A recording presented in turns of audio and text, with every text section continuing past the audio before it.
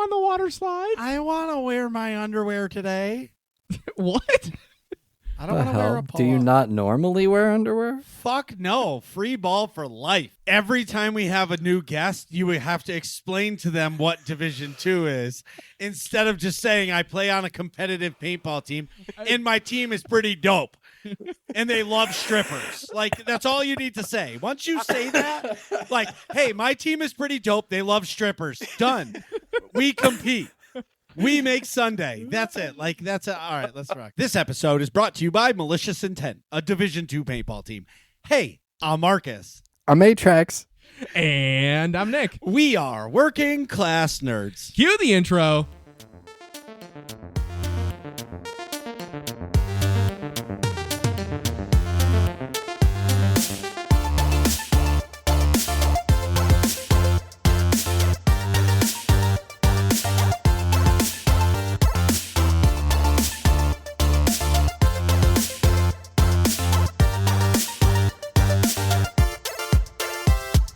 That's right, we are Working Class Nerds, the podcast that gives you no information about your favorite information. Today is 4/20/2023, and you can find this 195 podcast on Apple Podcasts, Buzzsprout, Google Podcasts, Stitcher, Spotify, and anywhere you can find a podcast in the galaxy far, far away. You can also find every single Working Class Nerds episode on YouTube. Just search for the Working Class Nerds podcast or go to youtube.com/MarcusB814. Click on playlist, click on Working Class Nerds, and boom! Every episode, past and present, right at your fingertips. And you can watch me now that I'm back playing video games Tuesdays, Saturdays, and Sunday nights at twitch.tv/MarcusB814.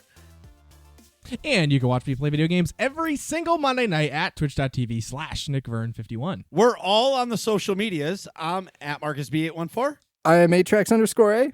And I'm at Nick Vern, that's NICKVR, and in this week's episode, our guest has a rather long gaming resume. I met this gentleman through Yukon Paintball back in the day. He has traveled the world playing paintball, worked on some of your favorite video games. He is the legendary Blackfoot, but I call him Conor Walsh.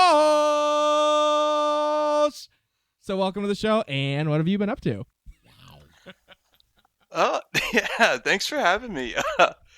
Yeah, not much lately. I had there's been a big crash into my life's plans recently with had a kid 3 months ago. Let's so, go. Yeah. Congratulations. Yeah, thank you very much. Very happy. We're lucky he's good, healthy, and all that, but nothing's the same anymore. Yeah. Marcus. Yeah. But I will say, interruption one, that the first 6 months is the primest gaming time of your life. Okay? And enjoy every moment of it. Like, find a game, sit on the couch, put the baby in your arm. Boy or girl? Boy. Let's go.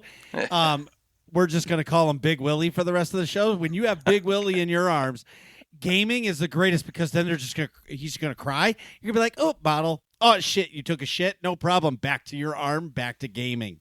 It's the best quality gaming you're going to have without your wife or girlfriend bitching at you every second of the day. Trust me.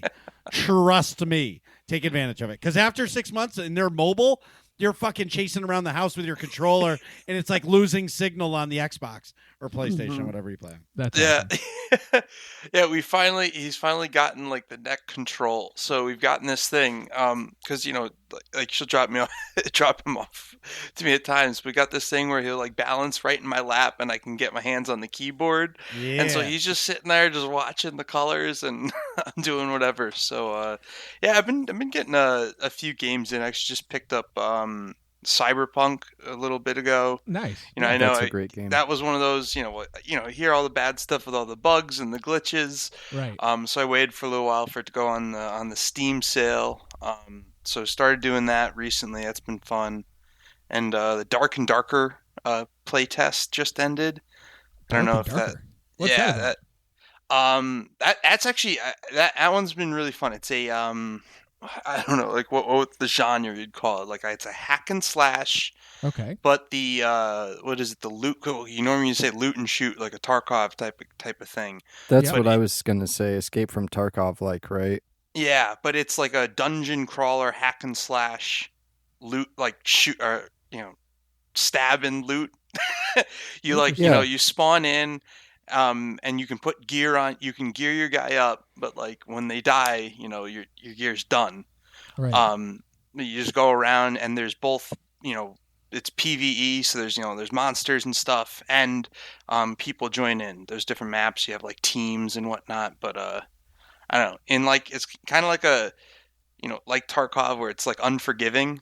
But what I don't like about Tarkov is like sometimes you just sit there and you end up spending like 30 minutes and you don't run into anyone, and I don't know. Right. It's a lot. The action's a lot faster, at least. That's cool. Yeah. I'm You looking spend at half an hour running around and then you get shot in the head. Yeah, yeah. this. I like the art. I like this. It reminds me of like Skyrim graphics wise, almost a little bit better than that. But like, I like this idea of like I'm watching this person fight a mimic, which is really cool. Yeah. I like this idea though, like the dungeon crawling, like hunting, going through a dungeon and fighting like environmental enemies and other players. This is a cool concept. Yeah. No, it's a lot of fun. They've been going through some like weird legal battles though. So it's like a South Korean developer, and I guess all the This is that developers. game. Okay. Yeah, so they're Iron Mace, and they went and split off of, I forget what, it's like Nexon, or I just closed out of Discord because I was worried about, I think like Nexon or something else, and like, they're saying like they stole the, they stole the IP, and their legal battles. So this playtest, well, it's like playtest 5. They've done all the other ones on Steam. This one, they dropped torrent links in Discord. That's funny. Yeah.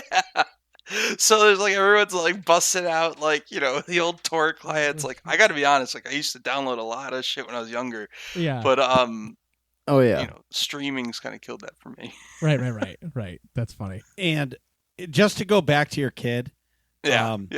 my go-to game other than Star Wars: The Old Republic was Minecraft. So for like when my kids were really young, I got super into Minecraft. Yeah. And because my kids loved watching it because it's like super simple and it's bright and it's basic like blocks, they would just be mesmerized and silent. And then my wife would come take the baby and the babies would start crying. And I'm like, Daddy rocks. Yeah.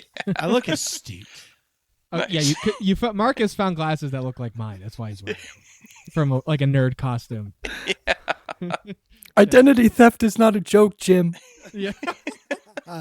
That's what he looks like. Oh my God, it's too funny. So Dark and Darker and Cyberpunk. That's pretty sweet. Yeah, those have been the two. That and probably like the Total War, the Warhammer 3, the just Darktide? I played a little Darktide. Yeah, that was fun. Yeah, I think I don't know. My friend group just kind of I don't know. It fizzled out kind of quick though. Yeah. A community friend of ours, Arcane, he bought Darktide for me, and I played And it. me. And Atrax, and we played it. Yeah. It was really fun, but like, it was almost too repetitive to like do the same thing over and over. Like the graphics were great, the action was great, everything about it was great except the repetition. It was just like I was doing the same mission every time. And you had to watch out for the same enemies every single time. Yeah. With So the for- same weapons. Yes. Yeah. So like for me, it just I didn't have the hook like I wanted it to, but the game was awesome. It just didn't have that it didn't have like enough differences in the different modes that makes me want to like log in and play it. Yeah, the replayability, right? Yes. Like, yeah. No, I felt like because that's still a pre-release, right? Is it? I forget, but it's the cost of what it was. It was not enough, in my opinion, for like a paid pre-release like that. Yeah. Like alpha playtest type of thing. Yeah, sure, but I don't know. I thought it just released. It's officially out November 30th. Yeah. At least according to Steam. I don't know. Like last year. Yes. Yeah, 2022. Yeah. Okay. Yeah. And it seems like an unfinished game to me. I would have to agree. The progression doesn't feel fast enough. Yeah. I know sometimes it happens. People just rush a game out the door. The publisher, just decides like it's time to ship. The one thing, like what game was that? Black Flag, the Assassin's Creed Black Flag. Oh yeah, that. Oh yeah. So you're going sailing around. I love that game actually. I thought it was one of my more favorite of those that I played. But like you're sailing in the boat, and it's like to get off, like I forget what it was. It's to get like off the boat to go in. You like dive off. Your big boat's carrying a small boat. Yep. But to go onto an island, you have to jump off your boat and then swim to shore. And then on your way back, there's a boat sitting there for you. And you just take it. So you can't use your little boat to go to shore? Like, and it just feels like there was like a boat that was supposed to take you to shore. And then they're just like, all right, cut it. Yeah. It's Yeah. too complicated. It's taking forever. Fuck it. They can swim to shore. Right. Some developers like, fuck, really? What? That's funny. Well, sweet. That's. Do you usually gravitate towards like an RPG style game more than like something more like shallow gaming experience wise? I don't know. It depends on it definitely depends on my mood. I think I like to have a couple games to rotate between. I do like. That's me too. Some of the more faster stuff, like I'm actually like I'd probably would have put like Valorant, and maybe I don't know. I don't really like playing Call of Duty that much, but like I don't know. So many friends groups play it. Like so many paintball players play it. Oh yeah. TK hit me up and today, yeah, actually. And let's be honest, even if you don't play a lot of Call of Duty, when you get into a lobby with your friends and it's just you're talking shit for 2 hours, it doesn't matter the game you're playing. Call of Duty becomes awesome. It could be that's how they get me to buy it. Oh yeah. So I'll buy it and I'll play it with them like 3 times, but those 3 times were worth it. Just for the amount of toxicity that comes out of our mouths. We talked about that last week. Yep, literally. Yeah. It's absolutely. Awesome. You guys talked about a lot last week. We talked about you last week. It was wicked funny. Oh, like, dude, yeah, dude. Honestly, hey? Honestly, Atrax's impression wasn't bad. What did he say? I'm just going to call back to this thing we talked about 20 minutes ago real quick. I just want to circle back. And you literally did that already. I just want to circle back to you and your kid for a second. We're like, that was 3 points ago. It was on my mind. What can I say? I know. I'm just busting your balls. I hold points. I don't let that shit go. I can't move on. Speaking of moving on, Atrax, what have you been up to? Thank you so much, Nick. I almost just read his bullet points just to fuck with him. That's great. Yep. Yeah. All right, then. I did my taxes, finally. Wow. Look at you adulting. I know. I got them done 2 days before the due date. Spent this weekend. You'll be out of pull-ups in no time, buddy. You're almost there. I know. Soon I won't need software to do it. I'll be able to do it on my own. Yeah. Pay your friend to do it. Yeah, that's true. Hire somebody to do it. Accountant buddy or something. But like the previous years, I had to do self-employment because Twitch and video editing and all that stuff. Yeah. And so it took a little bit longer, and that's what I spent pretty much a majority of my week on, tracking down everything and all that good, fun stuff that us content creators do. Yeah. Taxes. Oh, yeah. The old 1099 form. Right. But I got them done, and I thought that I would owe, but I guess I didn't. And so because I didn't, then I kind of got a quote-unquote tax refund. I think in the end it was only like... Well, Marcus just killed the notes. Hit the undo Marcus, button, buddy. Yeah, Control Z, please, Marcus. Come on, keep clicking. Yeah, there you go.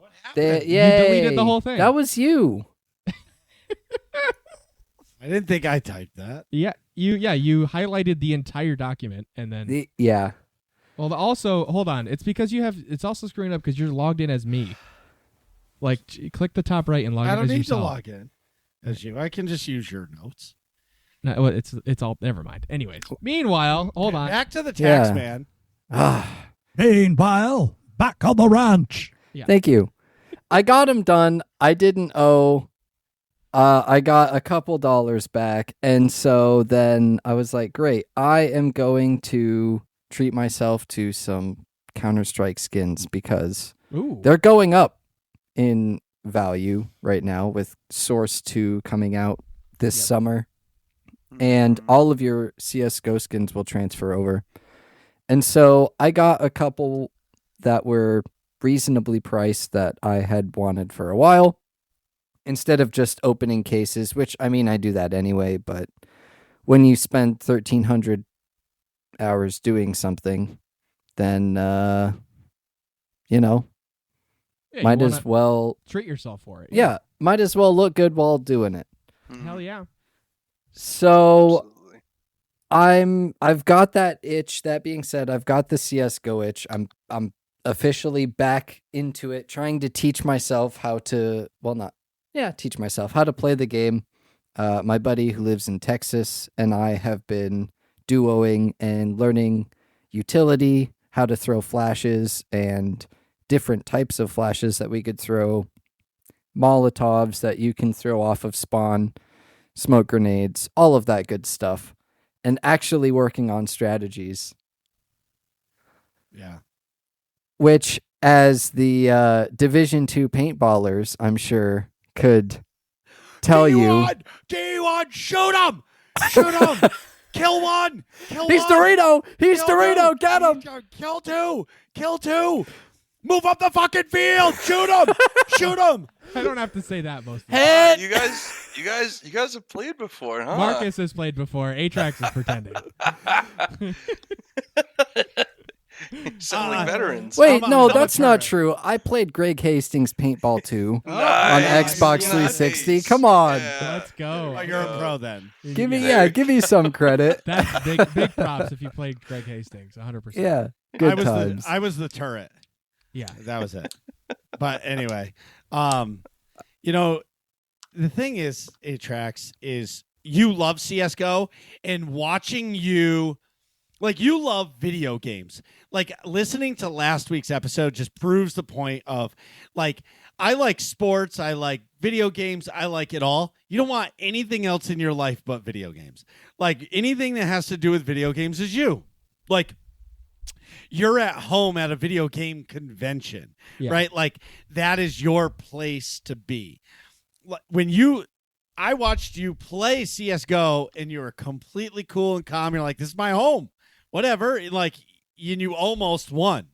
But the point is, you even just stood there and watched people play different games. And for me, like, I don't get enjoyment out of watching somebody else play CS:GO, because to me it just looks like somebody's peeking a corner, shooting a little BB gun, and they're dead, and it's like, What even happened? what even happened? Yeah. Kind of like it is like when somebody's doing nightmare raiding Yeah. in an MMO, and it just looks like a bunch of flashing lights, and people are like, this is the hardest shit ever, and you're looking at it going, it's just flashing lights, dude. It's just a video game rave. Like, just Yeah. dance. Yeah, I Or don't like know when what- you're I don't know running what the into hell's happening. basic enemies on Elden Ring, Oh, and getting- got him. completely thrashed by them. And you're just like, dude, and then you watch like other people play, and you're like, how do they even just speed run the boss?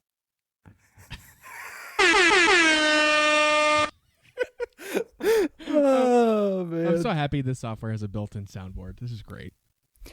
I can just click whatever I want. Well, I'm giving the soundboard has created some great moments.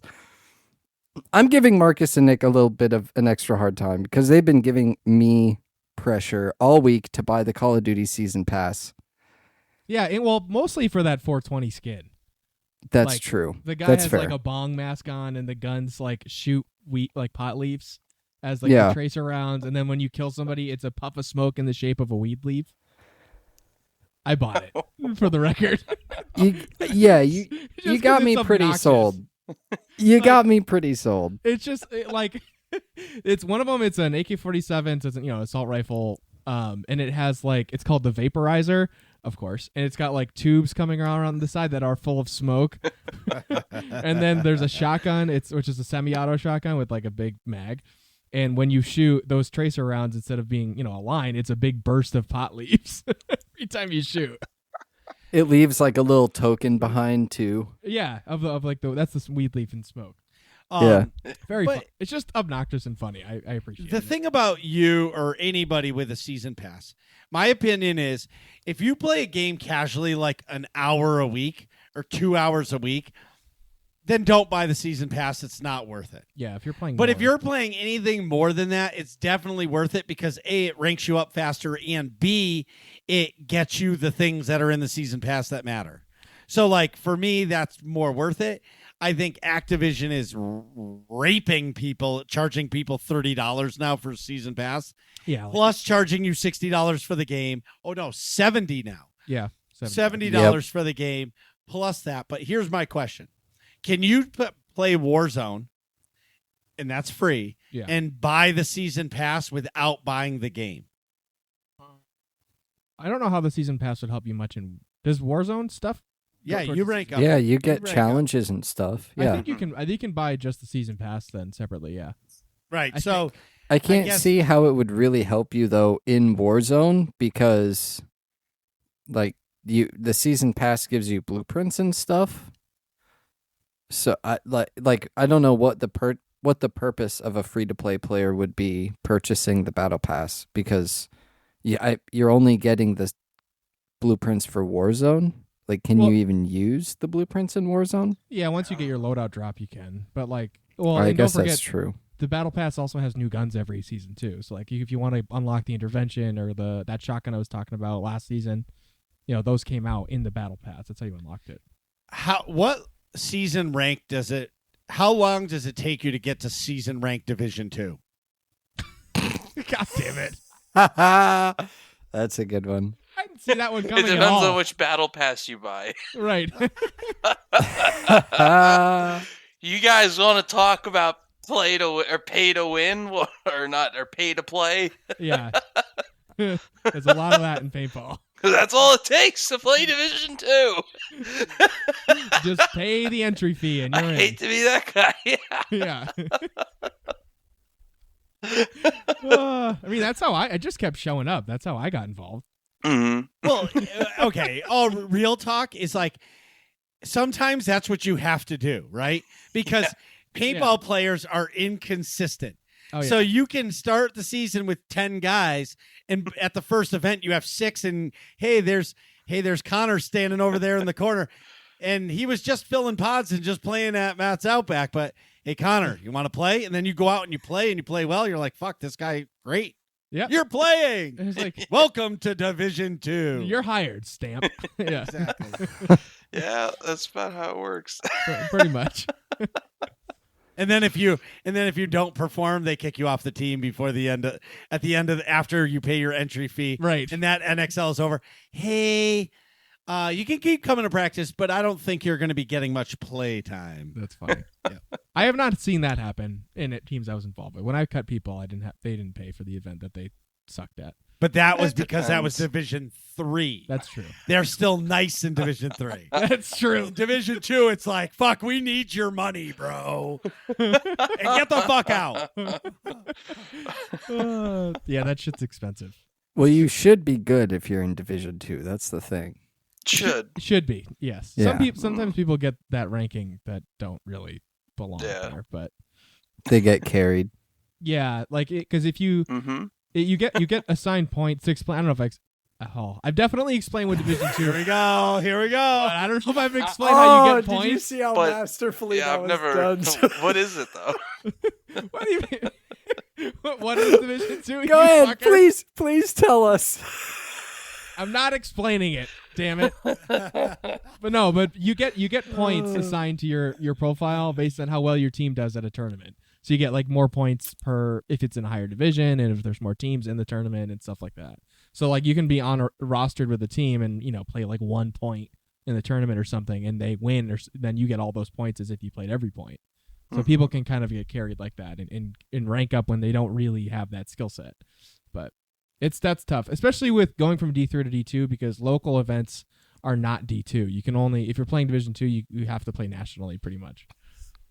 So it limits your playing options is my point. But For those of you playing Working Class Nerds Bingo, you can now mark off Nick Explains Division 2. God damn it. Hey, if I knew how to do man. that, if I legit knew how to make a bingo card, a Working Class Nerds bingo card, I would do it in a second. Dude, And- they have bingo generators. You just got to think Oh, of man. 25 things. oh, I can I think do. of I could 25 help. things. Yeah. That'd be Marcus easy. interrupts someone. Nick talks about paintball. No, Division 2 paintball. Yeah. We Oh, mentioned waffles. Oh, yeah. Pineapple pizza. Oh, yeah. Yep. 8-track says top tier. Oh, yeah. Yeah. Easily. He complains about how he's working. Yeah. Marcus complains about how little time he has to play games. Oh, that's a definite. Yeah, our bingo card Yeah. would be. I hope somebody makes one. That would be great. Yeah, we'll put it. Maybe the nerds community will help us out there. No, they won't. Working well, Class Nerds Bingo. I could literally do that like after the show in 5 minutes. Well, great. Since you volunteered. Thank you. Moving on. You can just sign yourself up for that. Oh, so Atrax, I wanted to mention this during your section. Did you Yeah. see that the Mage Seeker released from League of Legends? Yes. Riot Games, sorry. League of Legends. Yes. Riot. I got the email from the media contact today Oh, Nice. good. about it. So yeah, Mage Seeker is now out. That game was so much fun to play. And thank you for mentioning that, Marcus. Along the Mage Seeker lines, we mentioned multiple times last week and had a sneak peek preview of the interviews from PAX. And while going through all that audio, I forgot that we got press kits from a bunch of the different studios and developers at PAX. Yep. And there was like maybe 12 gigs of stuff, gameplay, recordings, all that stuff. And I've never worked with them before, but press kits are super cool. Yeah. Hopefully that's going in the exclusive. And they are, which brings me to my next point. I am working on them. They will be available soon. So go check out youtube.com/MarcusB814. Subscribe, turn on the notifications. Click and the Marcus? bell, whatever all the things. Yeah. I know you've been itching to talk about what you've been up to. So Marcus, how's it going? I fucking hate you both. Okay? It says in the You notes I love my co-hosts. What do you- No. That was me being nice, but you guys can fuck. First part is fuck, and the second part is off, okay? Last week, you guys talked more shit than fucking goddamn Peter Griffin talks to Stewie, okay? Listen, What was mean that Meg? analogy? dude. Yeah, wait. Shut up, Meg. Yeah. So, all I'm saying is, That was great. It I was was- a great episode. Go listen to it if you haven't. Yeah. I did enjoy the episode, but you guys, every time there was something like silence or like dead space or like you guys were done with a quote, it was talk shit about Marcus. Like if Marcus was here, he would have interrupted us, so we wouldn't need to move on to anything else. You know what I mean? But I haven't played many video games because I've been traveling. Yeah, I was gonna say you've not been home. Right. So I went to Kansas City, Missouri, and Kansas City is dope. They talk a lot of the conspiracy theorists talk about the 15-minute city. Okay. Well, Kansas City is like a 22-minute city. Anything you need is within 22 minutes. Like, no joke. Everything in the city is 22 minutes, like within 22 minutes. okay. And for me now, I'm like, it's pretty awesome. Like, you want to go to the Kansas City Zoo? No problem. 22 minutes. You want to go to the Federal Reserve Bank, which we did, and I saw $40 million. I'll post a picture of it in Whoa. yeah, dude. I'll post a picture of it in the Discord. Connor, !Discord, and you can join the Discord. Anyways, What? Not in our this chat. You got to be on Twitch. We're on Riverside right now. What is that? That's is that 40. That's $40 million. Those are stacks. Holy shit! Damn. Yeah, you can't put that in a briefcase. Just $40 million. Yeah, that's a wall. That's a lot of money. There it goes. A wall of. So let me show you my kid. Bills. Okay, so this is reference how big it is. You're gonna have to hold it up there for a little bit. Wow. Yeah, that's Jesus. Yeah, I saw. Oh yeah, I forgot you can see on the camera. So we did that. Like there was a ton of shit like we did. It was really fun, and I'm not gonna say it. I don't get a lot of time off, so I got to enjoy my kids for 5 days. Yeah. It was really awesome to be able to just wake up, be with the kids, go to bed, which Carrie was really awesome with me because like every morning she would get up and be like, she was like, "Are you getting up with the kids?" And I said, "Fuck no." And I just went back to bed. And now and then the kids woke me up like a half an hour later. So like, but what's sweet about Missouri, and I talk so much shit about Central Time. Yeah. That East Coast time is the best coast, which it is. But Central Time is pretty dope because so like we went to a Kansas City Royals game. It started at 6. The game was over at 8:45. You know how awesome that is? Like I can watch the game and not fall asleep on the couch. Like everything is an hour earlier than it is here. So I was like, wow, this is pretty awesome. Like Monday Night Raw, I watched Monday Night Raw and it starts at 7 instead of 8. 8. And I'm like, this is fucking great. But we stayed with my sister, which my mom, you guys know, my mom moved out there for the winter months. Yep. And my sister has 3 dogs. They're all rescues, which if you rescue dogs, you're a fucking hero in my mind because them dogs are fucked up. Unless you're getting like a baby 8-week-old fucking puppy like somewhere, yeah. Those dogs, something happened to those dogs. Yeah. You know, once in a while somebody moved and they couldn't take their dog and they had to give it up, but like the rarity of that is like 1 in 1,000, right? Yeah.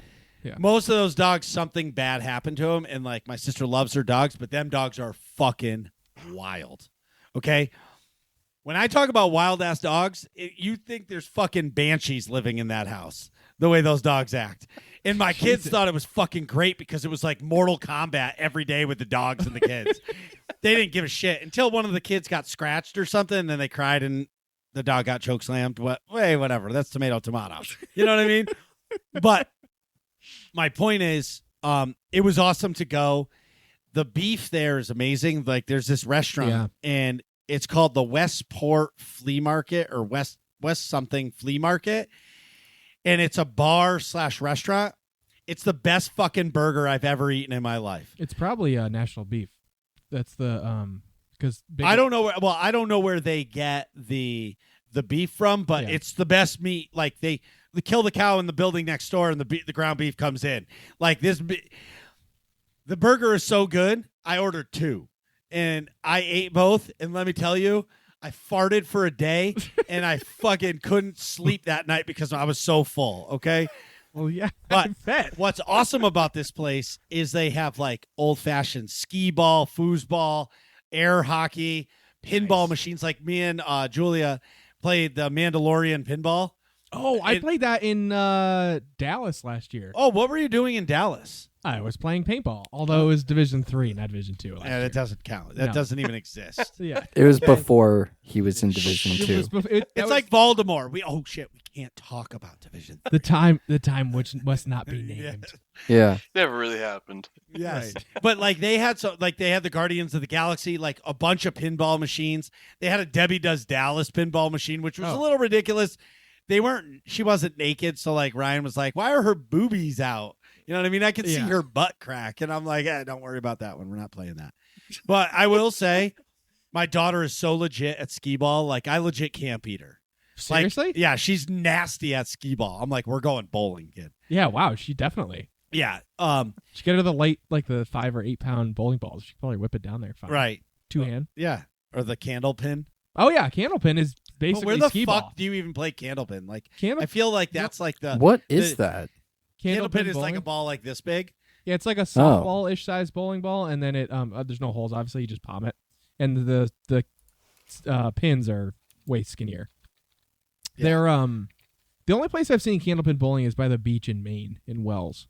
But I feel like it's like a vacation. yeah, like I don't have enough space to make a real bowling alley, so we'll chuck a candlepin in spot in where like tourists are, and they'll be like, "Oh, let's do this thing that we don't ever do." candlepin bowling is like Division 4 paintball. Yes. Gotcha. Yeah, that's true. It's You go and you stay, two teams going after each other, but nobody moves up the field. You stay in your 5 back bunkers and just shoot until somebody's hanging out of the bunker. Hey, I'm much. standing up. Look at me. I'm shooting it like I got it like a Gatling gun, like a MAC-10. Like, anyway, moving on. You're not wrong. I know. Pretty damn close. I know. I had to scream at those fucking people to like move on the field. Yes. I shot 2 people out. Move. Right. I'm almost out of paint. How many pods did you come out with? 2. Anyway, moving on. Meanwhile, Meanwhile, I think Connor legitimately maxed out hit the straps on his pack in Florida. Hey, listen, I'm sure Connor right now is wishing he never came on the show. Okay. No, not at all. When do we stop? No, I'm kidding. I'm kidding. I was gonna say we didn't even get into the questions yet. Yeah, no, I'm kidding. I'm kidding. So some other cool shit that we did. We went to the Chiefs Stadium. So my son is obsessed with football, and up here everything is expensive. But Yeah, I the think New England Patriots shaft their fans. They do not do a tour of Gillette. Yeah, And this maybe stadium, they will once it's done being constructed. But Maybe. I've never heard of that. either. yeah. So we got to go. They take you upstairs to like the club seats. They take you to the press room, and you see where like all that shit happens. They take you to a club seat. Like they show you like what it's like being in club seats. You go out onto the balcony and like kind of look out at the field. Yeah. Then they take you down to the basement, and they take you to the players' locker room, which I've never been in a professional's locker room before. It was really like, I'm a sports fan. Yeah. Like, I like sports. It would be like 8-Tracks going into like Esports. an esports arena and like being like like a standing in front practice of room or something. yeah, like same kind of thing. I got like chills and goosebumps being in there because you think about like that team won the Super Bowl and there was fucking champagne being spilled everywhere in that back room. You know what I mean? Yeah. And like, or when they get their fucking ass kicked, they have to go into that locker room and stare at everybody. And you know, there's that one motherfucker that missed the field goal and everybody's staring at him. Yeah. And then he goes into the shower with a little turtle head and they're like, fuck, we're going to chop that thing off. But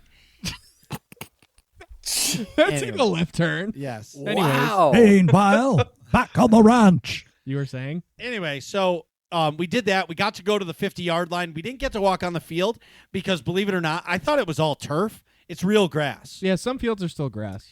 And so they were fertilizing it, so like we couldn't walk on the field. Yeah. But we got to be on the sideline, and my son it was not okay unless we FaceTime Storm and Norman and FaceTime Nick. Oh yeah. Because he plays the fucking game, and I'll tell you why in a second. Remind me about the Adidas shoes in a second. Okay. So he's been saying all season, is Uncle Norm and Nick going to go with me to the Patriots game? And I'm like, preseason?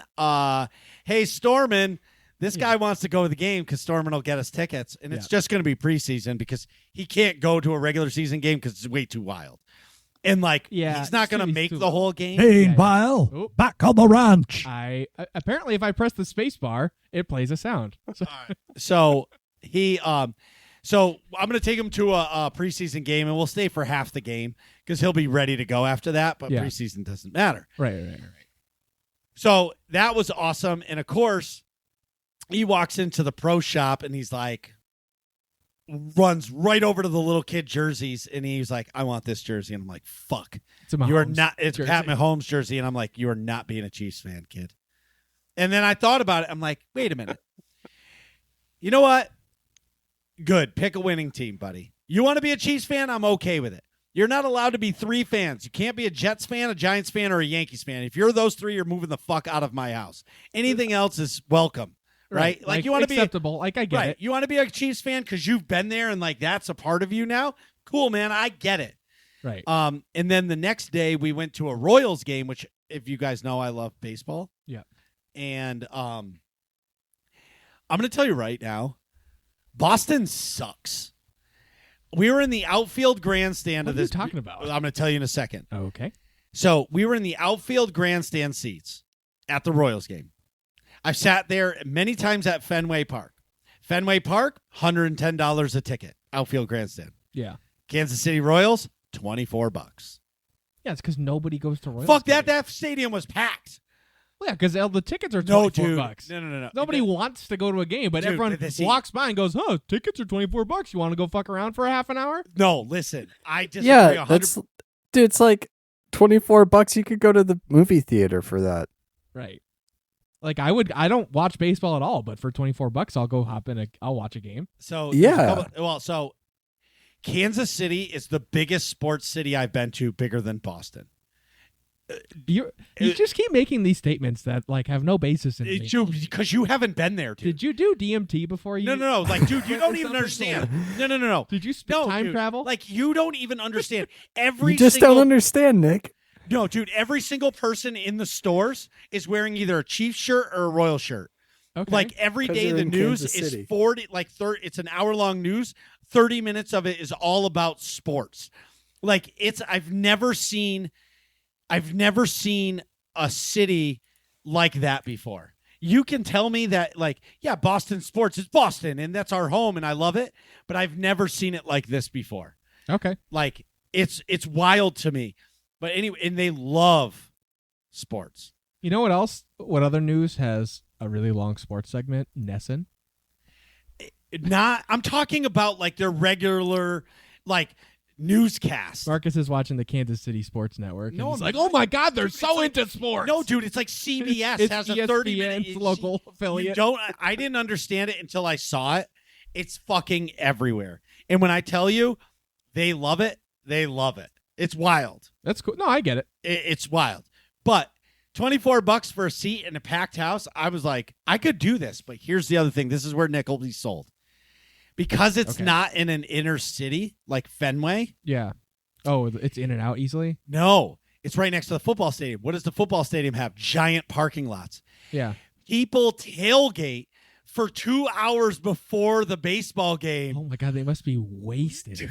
Dude, I watched baseball game's like dude, there 5 was hours. fucking beer bongs everywhere, funnels everywhere. Dude, they were raging. No wonder Dude, the place is packed.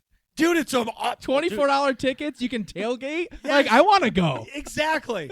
Why wouldn't you be a Royals fan if you live there? I'll put the blue on for a day. I bought a Royals camo hat just because. I love a tailgate.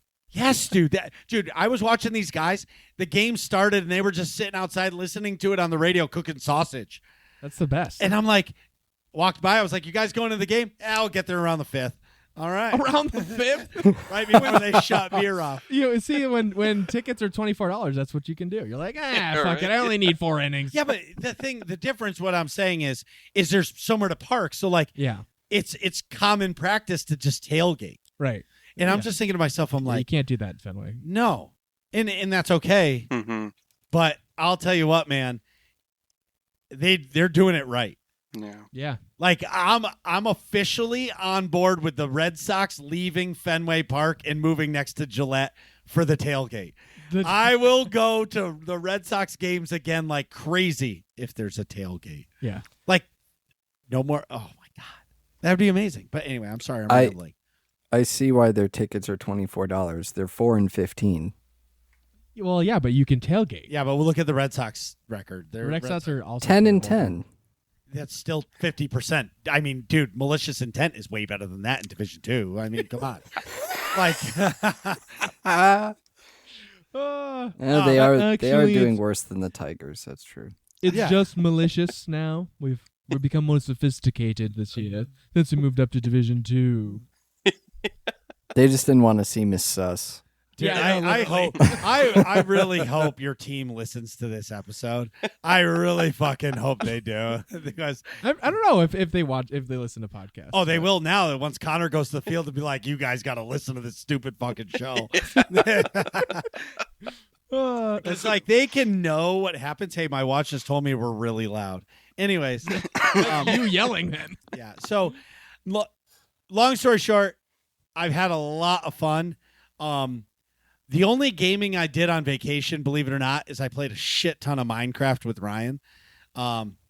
Anytime like he wanted to chill, he didn't want to play on his iPad. He just wanted to fucking play Minecraft. That's cool. But I'm terrible at Minecraft.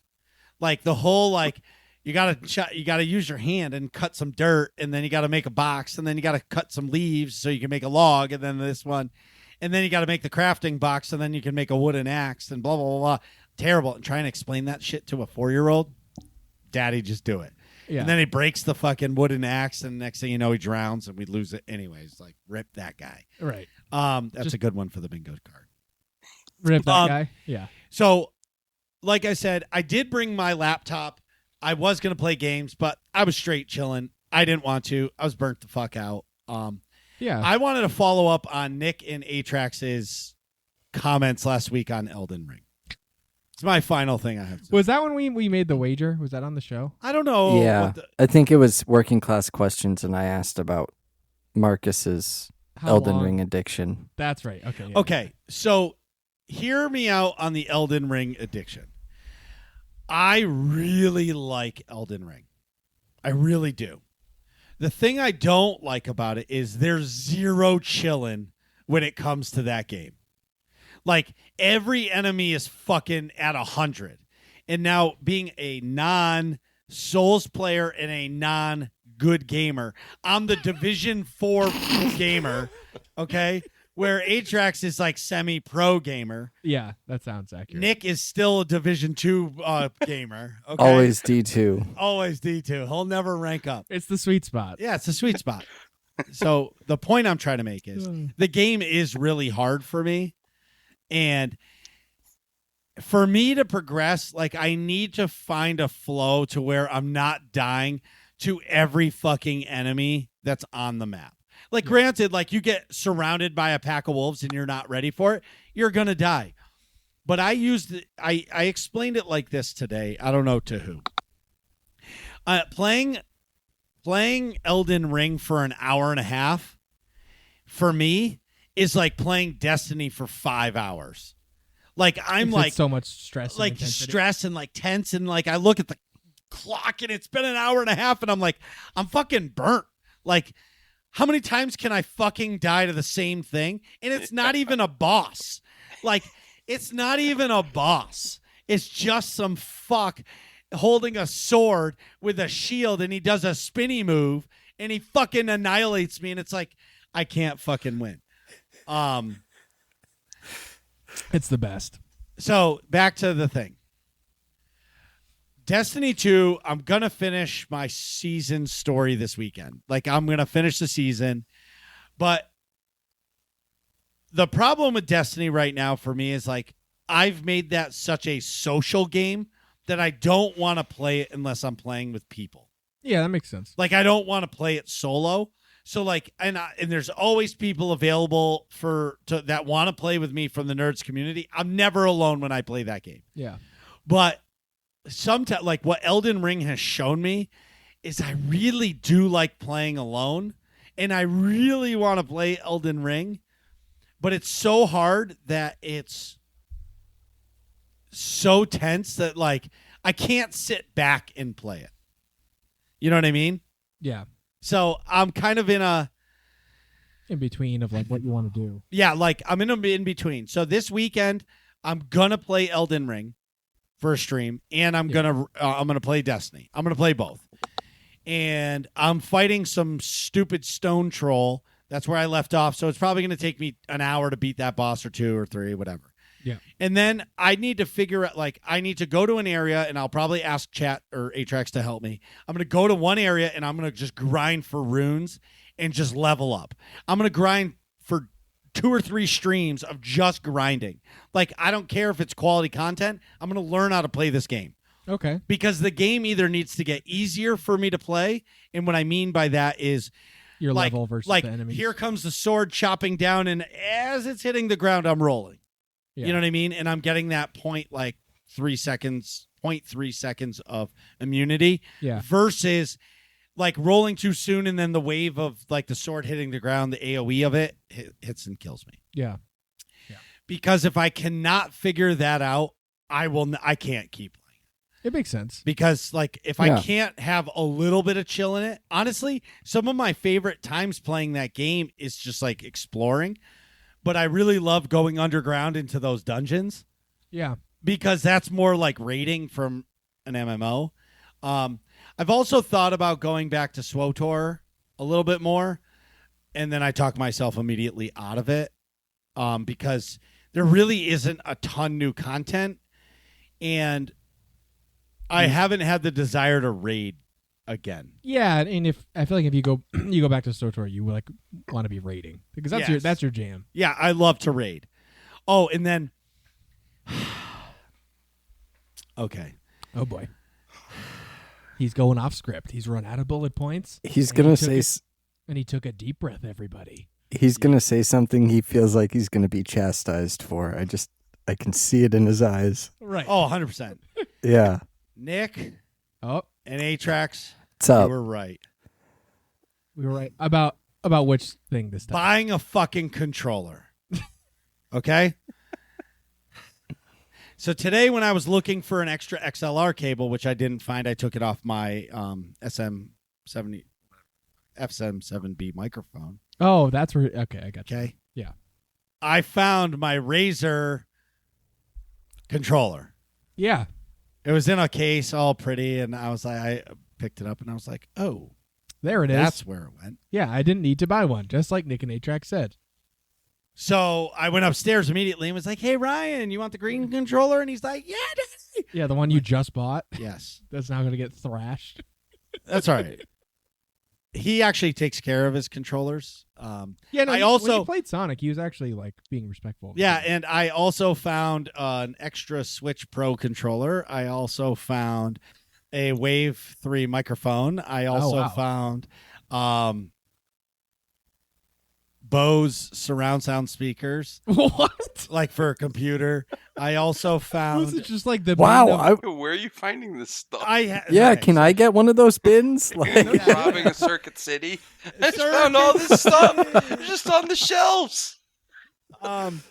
So I have in the garage I have over the course of my life I've moved and things have gone into tubs, and I talk so much shit to my wife about all the bullshit that she keeps, but I have like 5 giant tubs full of shit. Like I've got my original Excite bike, Super Mario Brothers, like every game that meant something. Like I have a brand new Marvel vs. Capcom 2 original Xbox game, like never opened. That's cool. Like Castlevania Symphony of the Night, same way. And I have my regular one, all my original memory cards, like everything.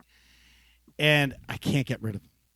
And the ones that kill me that I won't get rid of are all the old DVDs, like The Matrix 1.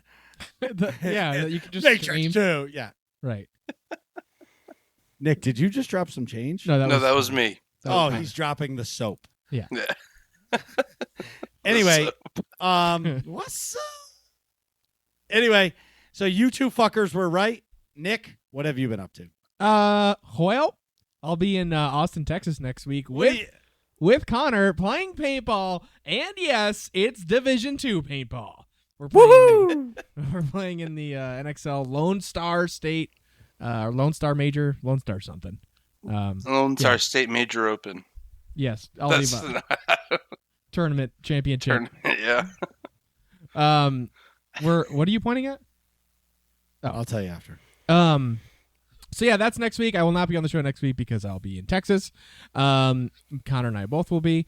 I don't think I said that. It was implied, but Connor and I play on the same paintball team now. Dude, you said that. We said that 55 minutes and 30 seconds earlier. Okay. Well, anyways, it's another meme. Moving on.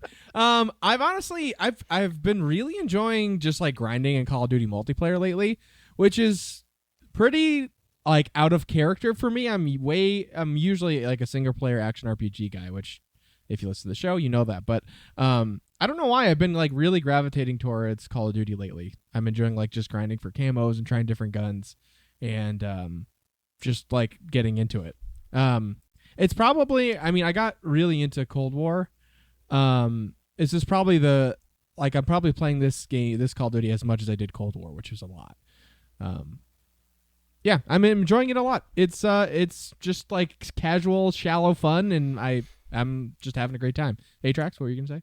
I was going to say, I will say shout out to Rayu. I feel like Rayu has also been an influence in both of us playing more. Totally. Because he has been active in the Discord saying, hey, anyone want to play? And usually I'll join and be like, oh, I'll hit up Nick, or the other way around. Yeah. The other thing is shout out nice to that's Rayu. it's nice that Rayu's back. Yeah. So Rayu just had a kid too, Connor, but his kid I think is like closer to 6 months. Yeah. So he's in prime gaming time. Yeah. So that's So he took some gaming time off, but shout out to Rayu. Thank you for dragging me back into Call of Duty because I'm really enjoying my time. Well, you have already heard that our roasting of Marcus last week was a resounding success. I fucking hate you guys. It got the results that we wanted.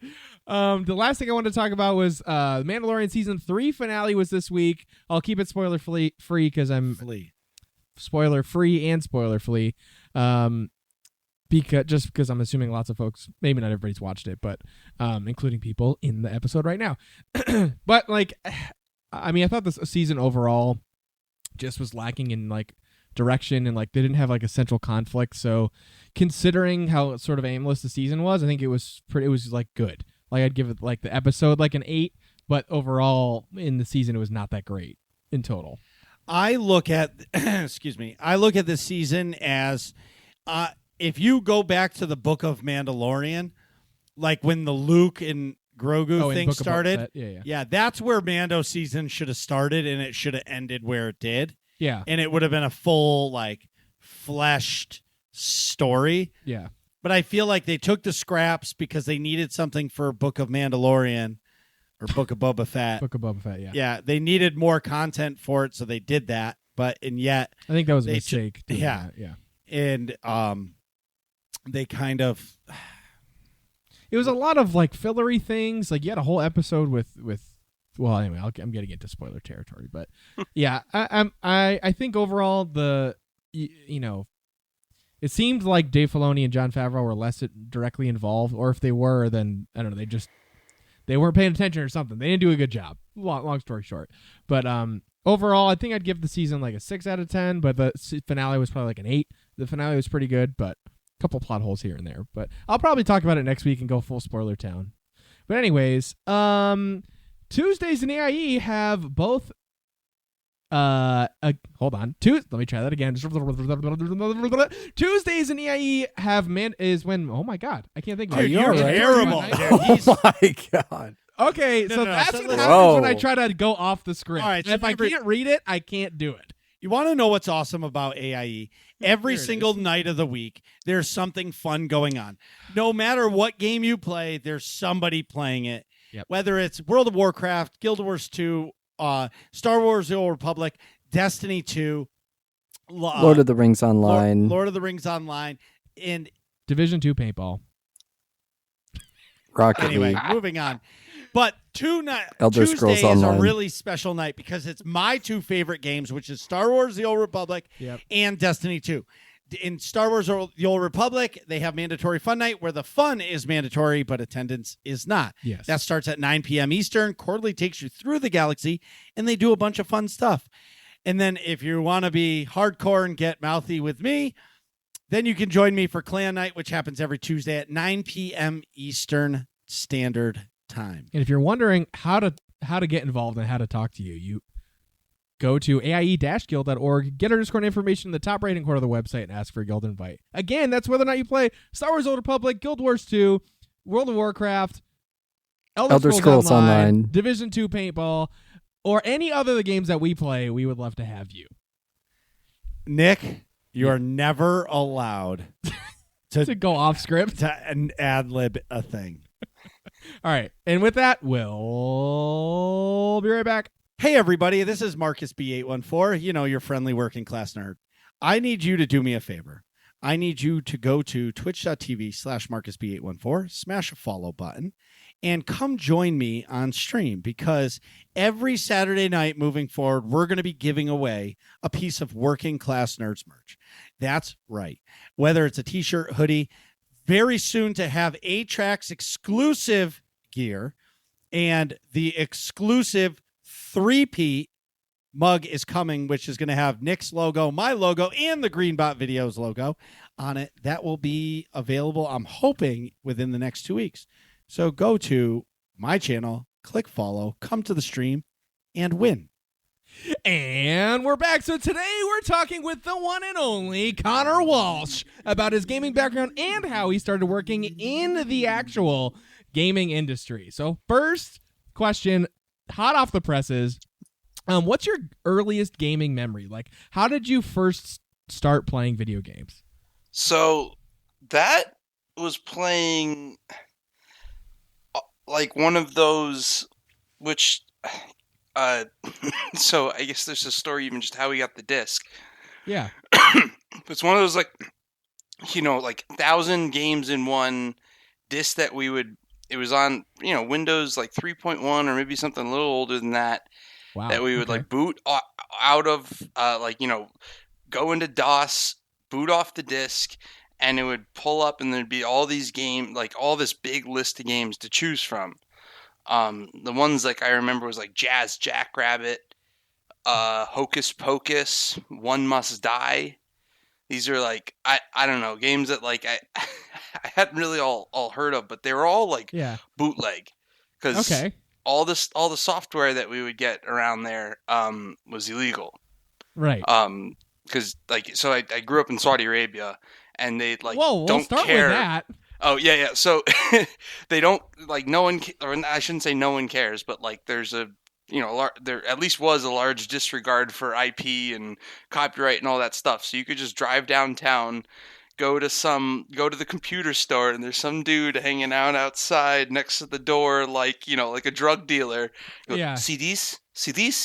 And my dad be like, yeah, you got CDs. Oh, okay, come on, my friend. And like we go across the street, and like there's an abandoned building, up a floor, and he pulls a couple of boxes out of the closet, puts them on the table, and he puts a bunch of, like, Windows and Microsoft Office and like engineering stuff. My dad is into like AutoCAD, so like, computer aided stuff with he's like a mechanical engineer, but he's buying like, this is expensive software, and it costs like tens of thousands of dollars per license. He's paying like 15 reals for it, which is like $5. Same game, like all the games. And so that was like computer games. Eventually it was like PlayStation and whatnot. But yeah, sorry, too long of a story. Cool. But like, that's these awesome. old That was a great discs story from DOS. That's really cool. So so take me through, how long did you live in Saudi Arabia for? About 8 years. 8 like years. 2 to 10. Then where did you go? To Arizona.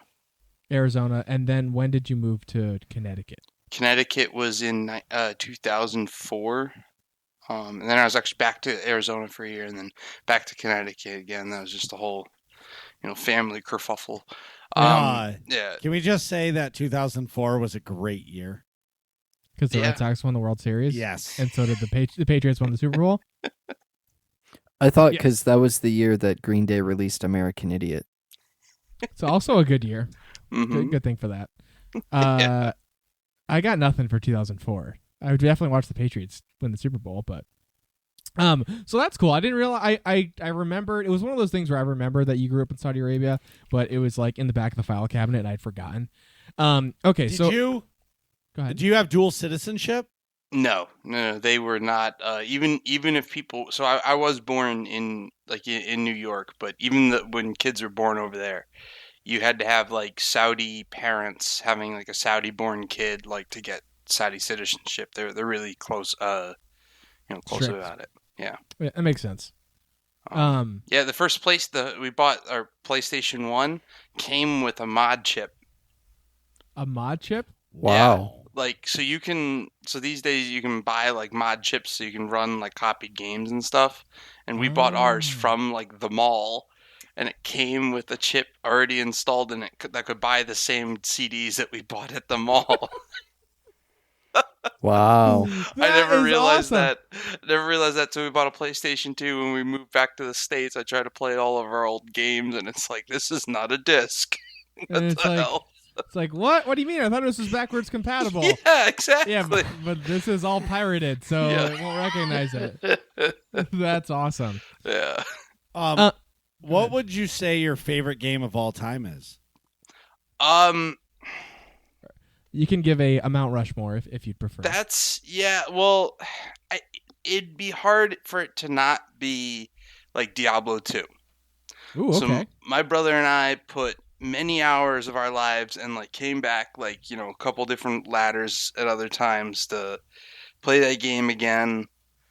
I don't know. Yeah, I spent a lot of time on that. Like, first played that all just single player. Mhm. Because we just didn't have good internet when I was first living in Arizona, and then eventually got internet and whatnot. Yeah, Right. Diablo 2 is the big one.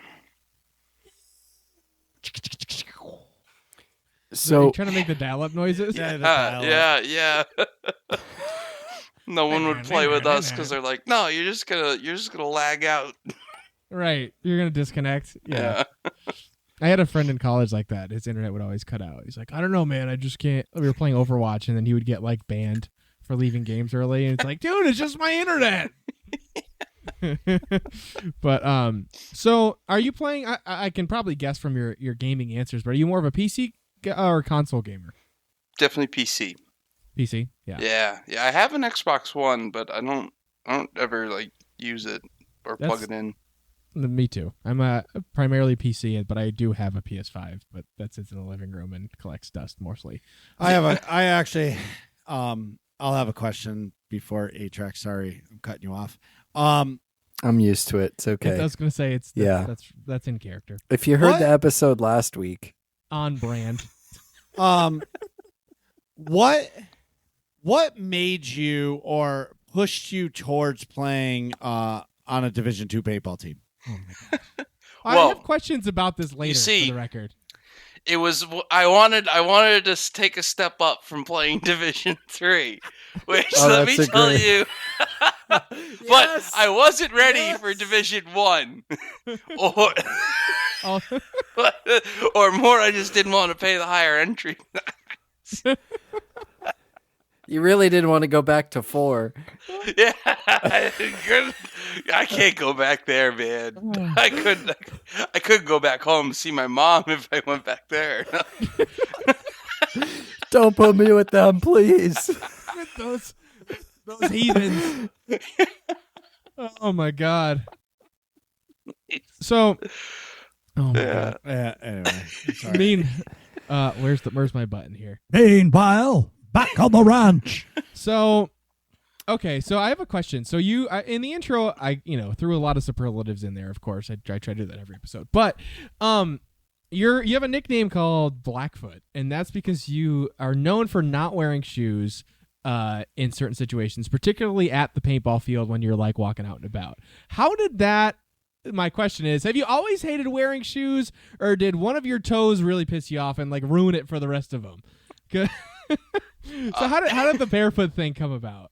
So that I was born like with like flat-footed or whatever. I don't know what the term Yeah, is. like without an arch. Yeah, and like bad arches, and the podiatrist says like, hey, you put these inserts in your shoes, or you go around barefoot.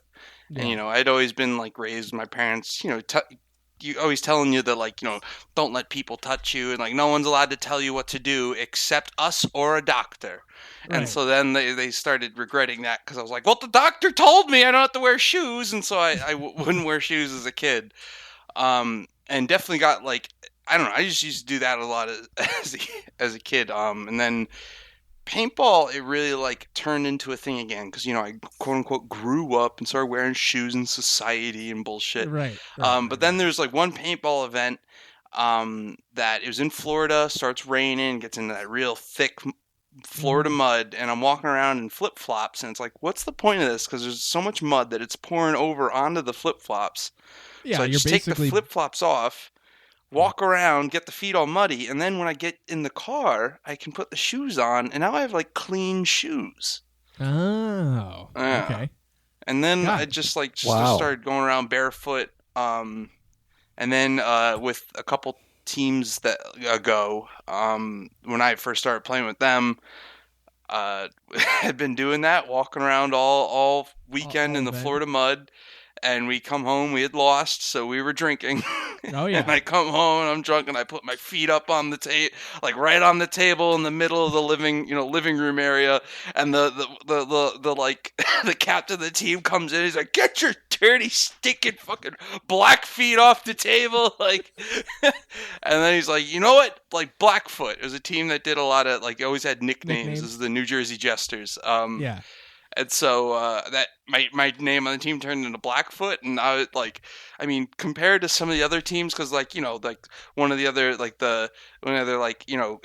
leaders of the team is Timmy, and then there's another guy on the team whose nickname is Gay Timmy. So like the nicknames can get bad, and there's like Beaver and I don't know, like Mustache and like all this stuff. And so Blackfoot, I was like, all right, I like that. That's pretty badass. Like, and like I can live with it. Totally.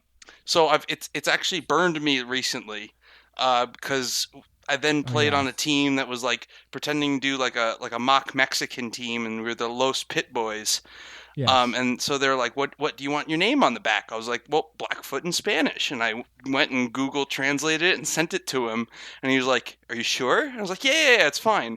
And then I didn't realize it until like this year I'm practicing for D2 Yep. with Nick. Yep. And this friend of mine, Nate, who's, he's a black kid, asked like, so what's your jersey mean? Like Pied Negro. I'm like, what? No, it's Pied Negro. Which I'm like, fuck, man. That's why that's why they asked me. Yeah, and I had no idea. I like go to this guy who had the team who made the jersey. I told him, I was like, shit, dude, it was fucking racist. He's like, yeah, that's why I asked you. Like, are you sure? I'm gonna put this on there. I'm never bringing that jersey out again, man. Oh my god. Yeah, I That's think you got funny. a few photos in that too. I think they're taking photos. Because then everyone started pointing it out. Right. Fucking Ray Bucco, I'm like walking out of the pitch. He's like, hey, what does Pied Negro mean? Fucking Ray. Yeah. That's awesome. So that's that. That's that. Yeah. Yeah, safe to say you're not wearing that jersey to practice again? Yeah, no. That's I'm hanging that, name up on the wall, name to the wall. Right. Yeah, so only the front shows. So to bring it back to more, bring it. Oh my god. You gonna let A-Trax get involved or what? No, I'm just gonna bully him the whole episode. Just talk over him. Yeah. Hey, Trax, what do we have next Well, for Conor? I knew Marcus would interrupt for me, so I just let him go. Yeah. I got your back, buddy. Thanks, man. So on a more, I guess, I don't know, quote leading unquote into- serious note. Yeah, leading Yeah. into other cool Gaming stuff that we'll stuff. talk about.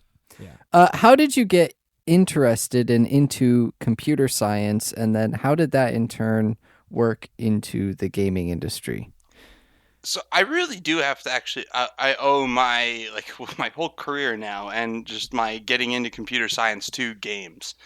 Yeah.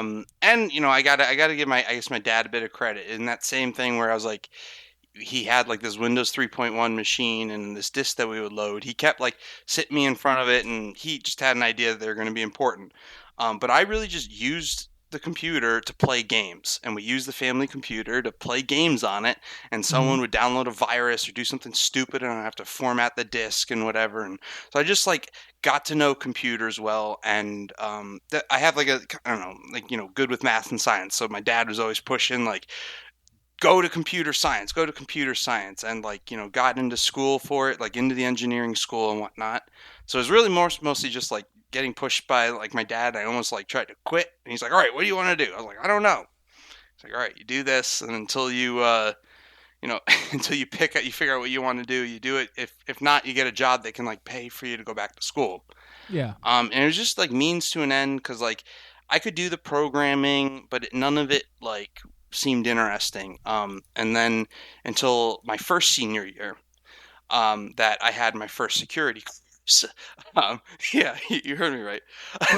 um, I had two of those. yeah, well, you so. met me. I met Nick during my second senior year. It was my victory yes. lap. Yes.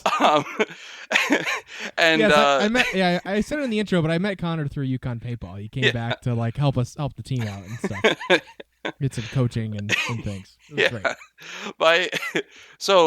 My first senior year is the first time I had a security course, like a computer security course, and that was where they went through, and it was very like high level and went through a lot of different aspects of computer security. But what it mainly was showing you different like issues or common vulnerabilities, like a piece of software that had like an issue baked into it, and then would point you at some like internet articles and some other things that explained how to like exploit it. And so like, here's the code, try to figure out how to break it. And then like a couple projects like that, and like I just enjoyed it. And then they start talking about certifications during that class, and I realized like, wait, I can get a job from it. And I went from something that I was like a means to an end. So I got into computer security, was doing that for a little while. And after I didn't like my first job, was like trying to get out of it, and I did a lot of time that I was working with developers. So I was doing application security where I was like fixing problems that other developers had like baked into the code. And I was sick and tired of usually like I would go and ask someone to fix something, they push back, and they would usually end up winning because they're the ones making the product and they're making the money. Okay. Yeah. So I started interviewing for my next job, and I had the whole thing I was saying, I don't want to work with any Rockstar developers anymore. I'm sick and tired of it. And one of the recruiters I was working with was like, hey, look, I have this job. It's with Rockstar Games. And I was just like, no. I said, no Rockstar developers. They got Rockstar in the name. Like, absolutely not. And like, I wanted to do like consulting work and whatever. And they like hooked me with an interview, and I bombed the interview. And then like, the recruiter circled back like, hey, come on, can you talk to this guy? Like, and I was like, all right. Like, I was like, she scratched my back, I need to scratch hers. And I got on the phone, and I was just like totally flippant and wasn't really trying very hard. And I was just like bullshitting with the guy. And instead of like putting on my interview voice, like, Yeah. And I was talking to him about how I'd like swindle developers and like, all the mind games I play on them. You figure out like this guy, I got to show up and give him like a bagel and coffee. And like this one, I show up with a bunch of fake problems that he argues about. And all right, yeah, we'll toss those out the window. Now let's talk about this one. Like, and he ended up like concede and fix the problem that you actually care about. Yeah, he ended up like loving the whole talk, and like told me, he's like, hey, look, we're looking actually for someone like higher, of like more experience, like coming in to build a program. So you don't really have the experience, but like, hey, it was a good conversation. I'd like to bring you in. Go in, do the whole on-site interview, and had a bunch of good conversations. And same thing from my then manager of like, hey, look, you don't really have the experience. We're already interviewing someone that we made an offer to. So like, you don't really have this job, but everyone liked you, and I have this other need that like I was going to hire someone down the line, but I'm going to go out and see if I can request and whatnot and get an extra head count and bring you in. And sat there for months, so that's like, October or whatnot. And, I know this is kind of like, it like ran on. And whatchamacallit? I'm sorry, I kind of realized like it was like a first question. I've just kind of started rambling about. Dude, like, we want to hear all that's about okay. it. It's like, Yeah, keep going. all right. Sorry. It's a great story. I didn't want to cut in and ask follow-up questions because I wanted to just let you talk about it. Yeah, Because absolutely. But that is exactly what I want to hear. I will ask a question now that we stopped. So what was your first job doing? You're doing security. Wait a minute. Wait. App Before secu- that, no. So it went on for Actually, months. before. So it went on for months. So how long was the time between you the met interview with them, Rockstar, the interview, and you got hired? So that was probably October, I think, and I didn't actually get the job offer until January. Okay. So That's a like, while. you know, I go to You thought it was a Thanksgiving. lost cause. Yeah, I go to Thanksgiving telling like family about it. I show up at Christmas and everyone's like, "So, what about the job?" I was like, "I don't know. It's not a yes, it's not a no." And Yeah. then like I finally had the job offer. And it was like right after the new year, actually things happened pretty quickly. And it turns out that and this is all public, you know, public knowledge, and I was all found this out before I got the job. Yeah. So what had happened is like, so my role was like to kind of like was to help with like the cheating problem that they had. Okay. What had happened right before the new year is they had this issue going on that like that had been pointed out, but there was this file being passed around on the internet that wasn't encrypted, that had like multipliers in it, and people could like put something in between their console and the internet and replace that file, and or if you had a modded console, you change the file on your console, and all of a sudden instead of picking up $5, you know, you're picking up 10, whatever multiplier you want. And that's what things was used for, like 2 times Tuesdays and things like that. Got it. Which games was that for? Was that GTA 4 then? That was Grand Theft. Oh no, it was GTA 5. So Grand Theft Auto GTA 5 5 had launched probably like in the fall of that. That was like fall 2016, or no, And 2013. 13, 14. 14, 15. Yeah. For So the- 2013 is when I was interviewing, because like GTA 5 had already launched for PS3 and Xbox 360. okay, and then you get hired in January of 2014. Yeah, and because this cheat had gone out and the economy went to shit. Got And it. there's You know people what's throwing crazy? cash around. Right. Right. You know what's crazy is that game has been around that long. Yeah, Yeah. 10 years. Yeah. Mm-hmm. That's crazy. Well, it'll be 10 years in the fall, but Yeah. yeah. That game broke like tons of records. It was like the most profitable piece of media. I think it beat Titanic and Oh you know, yeah. yeah. All the Avatar movies, all the Mhm. above. And So it's still printing money. right. It really is, man. It's a game, man. It's lasted a long time. It was cool to be a part of that. How long that's- did you work for Rockstar? Like 3 years, just about 3 years. So Yeah, a little over. what again, don't cover those all up. So what was you worked in security to like prevent cheating and hacks and things like that. But could you like describe your job role a little bit more? Yeah. So it like I did just kind of play like jack of all trades. I was like a junior security engineer, so there's a lot of Okay. just like things that needed to be done. I joined when the program was pretty new. Mhm. Technically, I was the first, the first Security engineer at program, is that what you mean? Rockstar. Yeah, Oh, my boss okay. actually worked for Take-Two before he went and worked at Rockstar, which was Got really it. just like a management. He was working in the Rockstar offices and whatnot. It was like a management change, but it was Yeah. got to hold that over him, because he built my old manager. He built the program and he's still there today.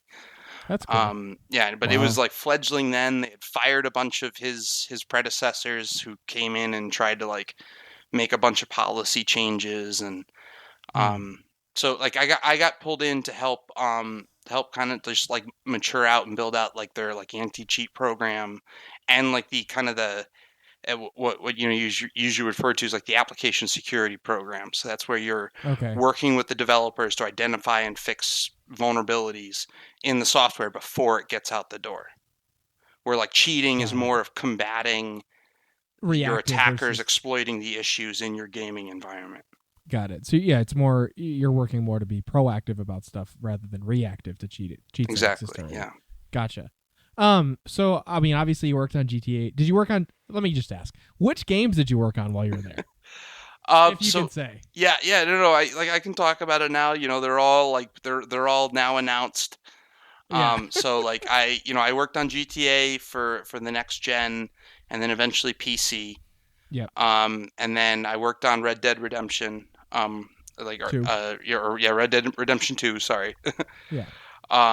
So like and like though I did leave, I quit before that got released, so I didn't make it into the credits for that.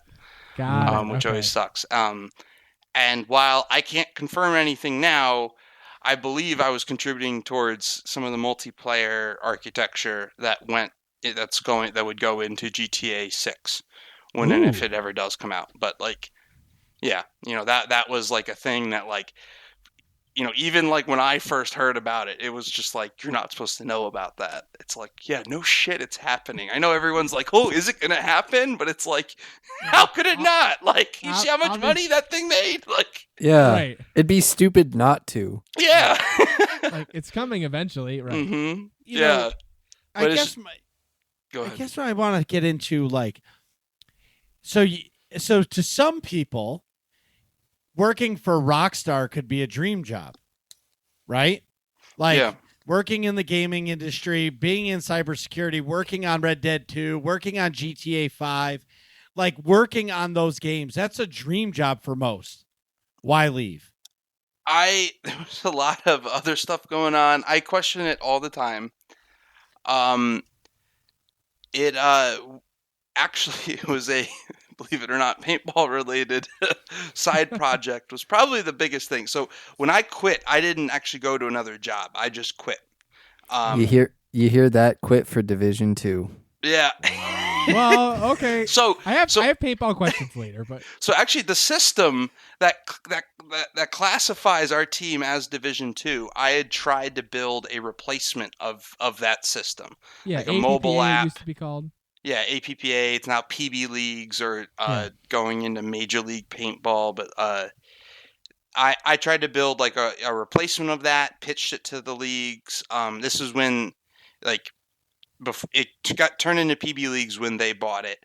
And I was like another vendor in the race. And like I'd started working on that, and like I don't know, it was at the time, it was also a low time. So it was before Red Dead Redemption came out. It was before a lot of the developers had really like solidified what some of this stuff was going to look like. So I didn't have a lot of work to do at work. I was coming up with things to be productive with, because like a lot of the times I was like testing the finished product. So I was really bored at work and had like a side project that I was obsessed with. And on top of that, I really wanted to travel.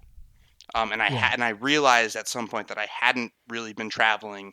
I grew up in Saudi Arabia, traveled a lot, but after moving back to the States in Arizona, I had gone to Mexico a few times, which was like, across the border where I was in Arizona. It's like And it's barely leaving the country, really. yeah. So like it was a little bit of that. Well, that, and then I tore my ACL, snowboarding. So that whole like, going through surgery, recovery, and then like PT, all that. yeah, having that like, oh, I'm mortal, I need to. So it was a lot of like, life-changing stuff. Sure. I regret it, especially because like now the security program there was like 4 or 5. There was 5 or 6 of us maybe, and now it's like 30 something big. They never replaced me supposedly, though. Well, I guess never with a person, but now there's like teams that do parts of like what I used to do. Okay. So why don't you go back? They haven't. I talked to my old manager multiple times, because I've gone to multiple other jobs since then. I'm always in touch. And every time I've talked to him, he's like I talked to him about this one job, is this like, security, like network security role or something like that. And he's like, yeah, like I'd hire you for that, but it's not a Conor job. You wouldn't like it. Like I'd hire you, but you wouldn't like it. And so one of the other things is, so I'd have to like it because a gaming company is not going to pay you. Any comparable job in any other industry, you're going to get paid a lot more money. And so I'm not going to be underpaid to work a job that I'm not even that excited about. Although like Rockstar is awesome, and I don't know, I might go back, but I guess I wouldn't. But I have that argument, that fight all the time. And actually a lot of my career recently has been built around the struggle of wanting to get back into gaming. I guess what's the pay scale difference? So let's say non-gaming pays you $100,000, right? Just as a round number. What would the gaming industry pay you for the same job if you're making outside same job $100K? Like it depends. It depends on like, the company and where they're located, et cetera, et cetera.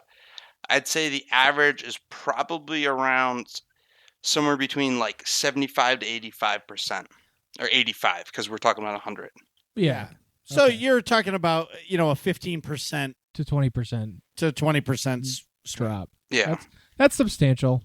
I getcha. You have to love what you're doing to take a pay cut like That's why that. I tried heading down that path at Amazon. So I worked at Okay. Amazon Web Services for a little while. So that's just like kind of the cloud side of stuff.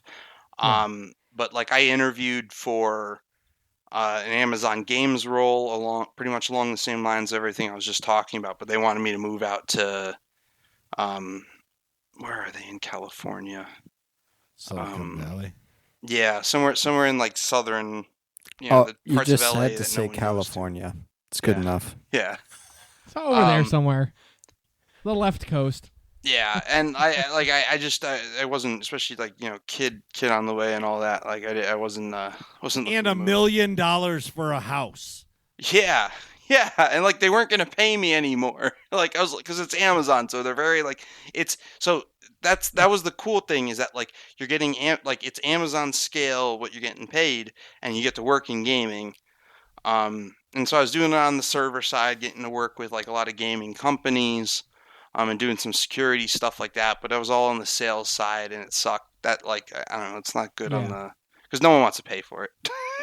Yeah. Right. That makes sense. But yeah. So Amazon Games, I mean, I don't know. I'm assuming there's a lot of like NDAs involved, but which games are they working on in Amazon Games? Oh, New World? World and Lost Ark. Lost Ark are the two big ones.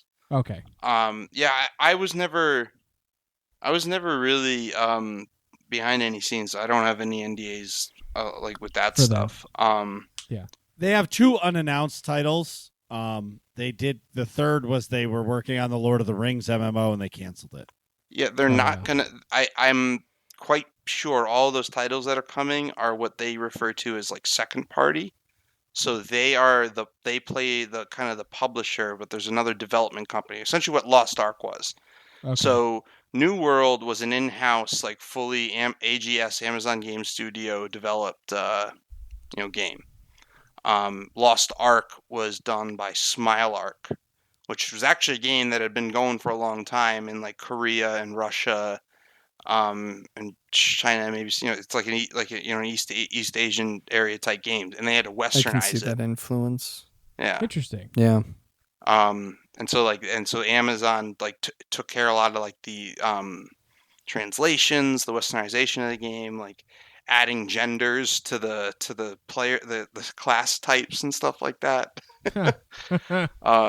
Yeah, Interesting. that Who- and they're really focusing on that. That maybe was covered by NDA, but whatever. That's Yeah. fine. They're not going Nobody after me for lines that. to this anyways. It's No, fine. like they got bigger fish to fry than me Right. talking about that. That's no secret. I mean, it's Right. Yeah. Marcus, what were you going to say?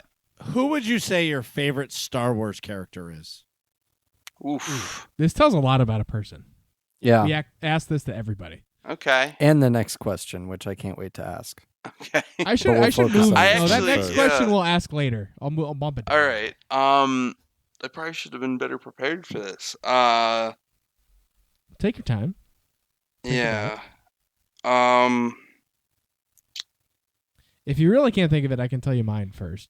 That's always a good 60 seconds of explanation. Sure. 60. It's prepare for 120 seconds of the full explanation. Here we go. Yeah, and then you'll forget to think about yours because you're so focused on his monologue. God damn it. Whatever. And I'm still going through it, okay?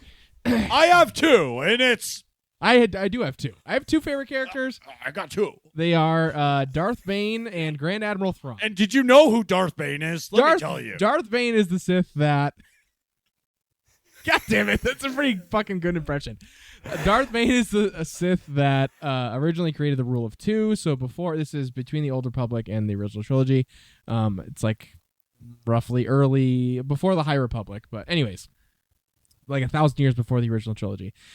Darth Bane, there was thousands of Sith, and they were always like losing to the Jedi because they kept like there's a lot of infighting between them. So he's like, you know what? Fuck this. I'm the fucking man. I'm going to kill every other Sith. He tricks them all, kills them in one shot, and then said, I'm the only Sith. And I'm going to take an apprentice, and then eventually that apprentice is going to like always be coveting my power and kill me, and then they'll have it taken apprentice. So he establishes the rule of two. There's a really cool book series that's technically Legends now and not canon, but it's really good, especially on audiobooks. You get all of the sound effects and voice acting and fun stuff. And my second favorite character is Grand Admiral Thrawn, which you'll see in the Ahsoka series. He fucking glasses. Oh my God, Nick, will you just stop talking? Okay, so I'm finally done. Mine is R2D2 because that's him. he's there, he loyal. helps everybody. He's there every single time, whenever you need him. And honestly, hey, he's like, the movies are kind of about him.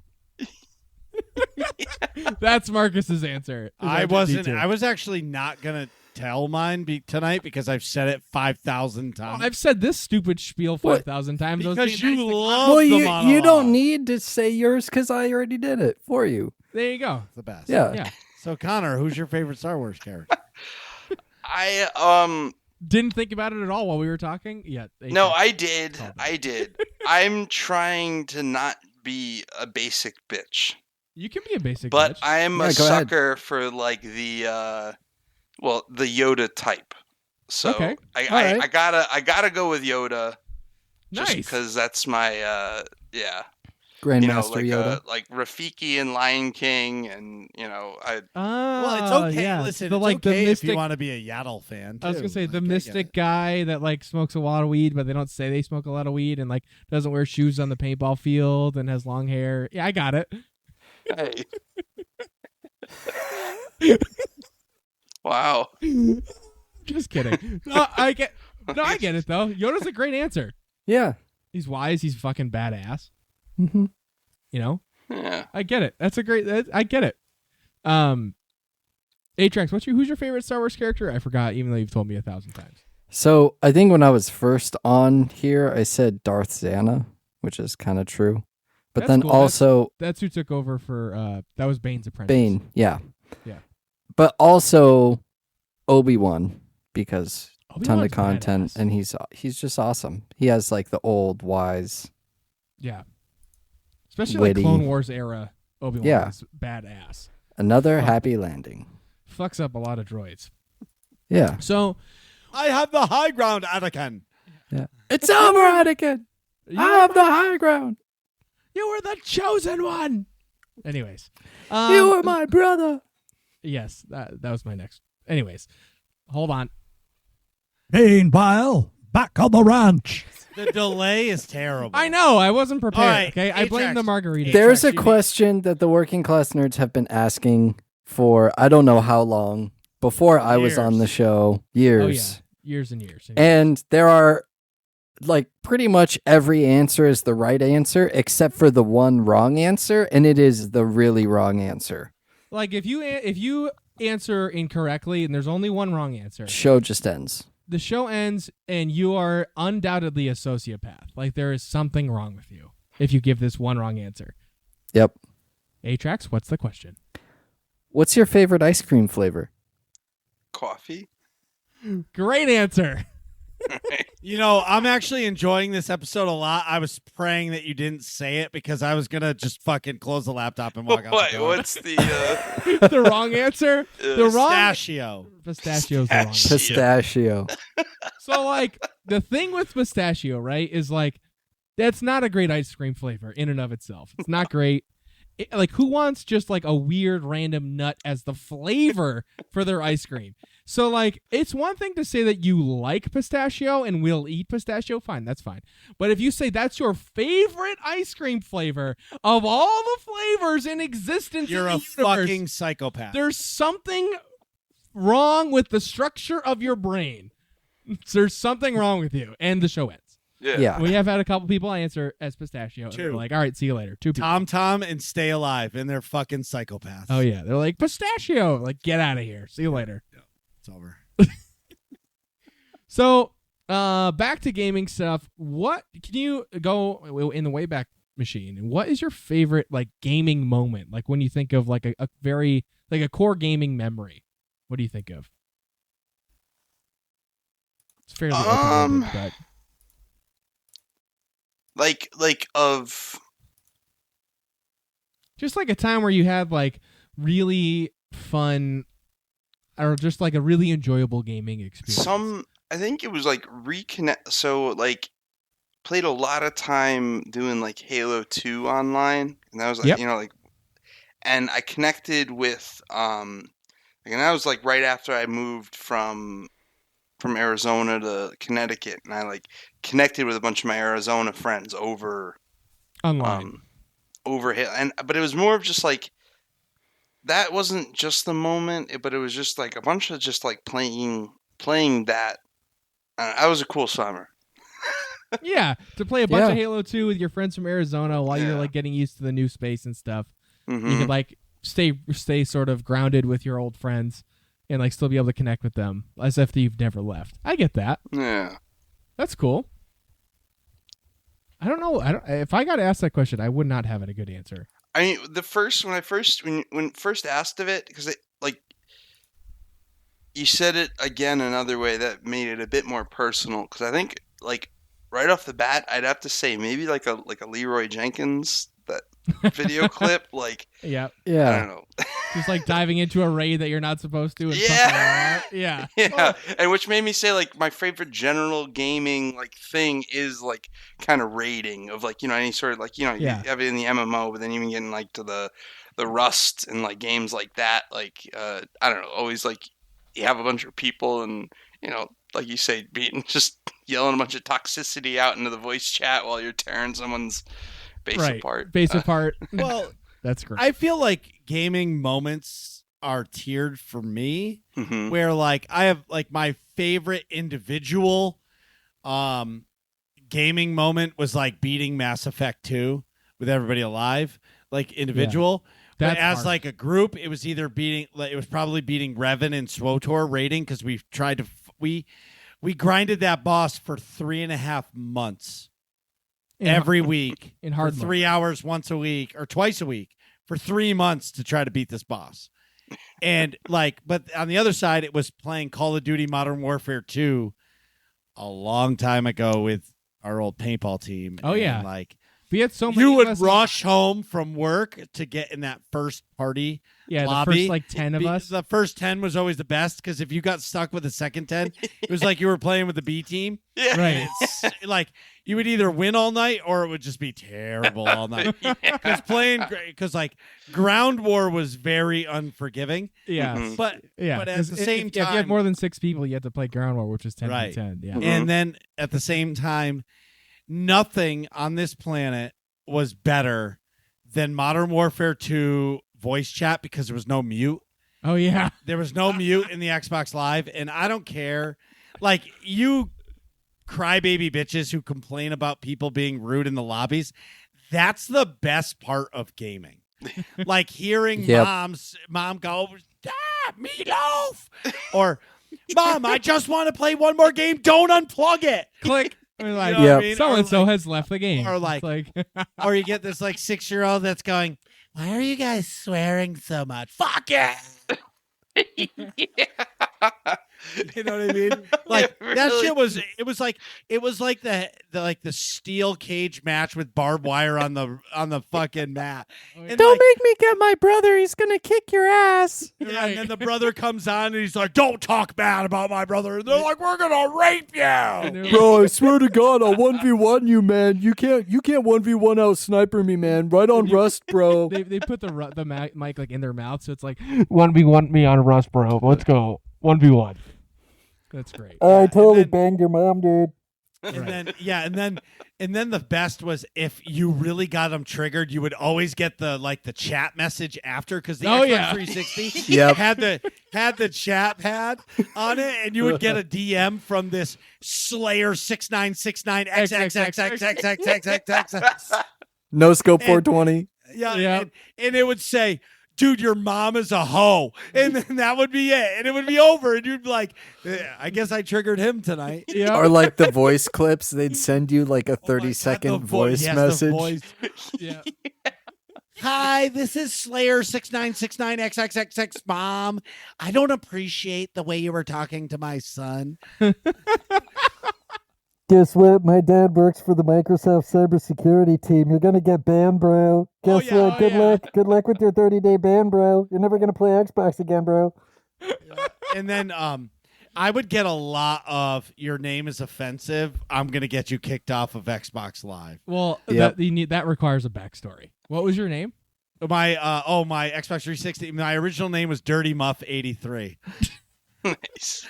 and I got kicked off Xbox Live, and I came back as Dirty Jock, and they didn't like that one even better. So yeah, Then it turned into Dirty Muffin Man. and it stuck around forever until I joined AIE, and all my screen names were Dirty Muffin Man, and they were like, "Hey, We're family friendly. we're family friendly. You can't really be Dirty Muffin Man." And I was like, "Why not?" Well, can you explain it? Sure.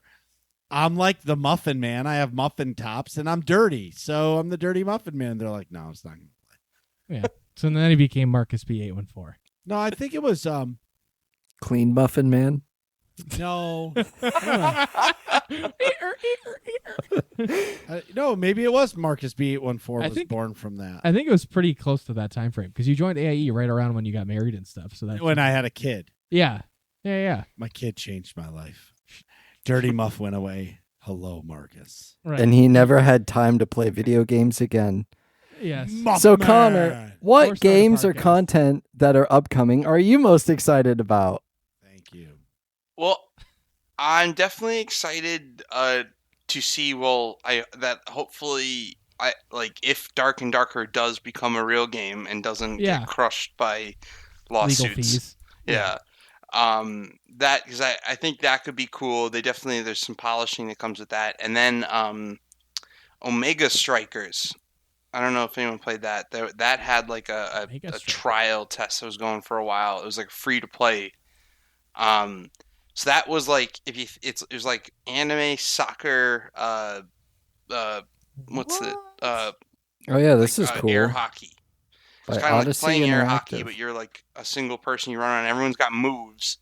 So you got these moves that can hit the puck or other players. So you can beat up the other players, and eventually knock them out. And then they're like out of the ring for a little while. And it was a fun game. It was like crack soccer, and the games Cool. were so quick because like the games are over in like 5 minutes. Well, sometimes if you have a real long one, you're going back and forth, back and forth, back and forth. They can sometimes take a while, but Yeah. the games would be over so quick, and then like you're boom in the next queue, and it's just like I don't know, nights would disappear on that game. That's awesome. I got burnt. Like I stopped playing for a little bit, and then I went back to go play it again, and it just wasn't available. And I'm like, Yeah. no, now I want to play it. And so now I've been like, Right. Waiting Yeah. for that release. yeah, Comes exactly. out a week from today, I didn't April realize 27th. that. No, wait, according I'm to gonna be Steam. in Texas. Texas, son of a I'm bitch. gonna be in Texas. If only Division you knew. fucking 2. I mean, well, time out. We have the technology. Yeah. Do you think any gaming's gonna get done in that fucking house? No, definitely Yeah. not. No. Definitely not. Good point. Even if we bring our Switches, maybe on the plane. Well, you're not on the same flight as me, but No. Also, 3v3 online game. Can't really play that on the plane. that's a good point. Yeah. Unless I pay for the exclusive JetBlue Wi-Fi. Even that might be tough. No, yeah, I know. I'm just kidding. Yeah, exclusive means you're getting 0.5 download instead of 0.1. Right. All right. If you're on a plane, don't be that teammate that's, oh, sorry, I keep disconnecting. I'm on airplane Wi-Fi. Why are you My bad. playing? Like, Right. get off. You're just like Yes. jumping across. Yeah. Yeah. So we're into the sidebar questions, the optional questions. I have some paintball questions. So we've talked about gaming stuff a lot, obviously. So how did you first get into playing paintball? What was that origin story like?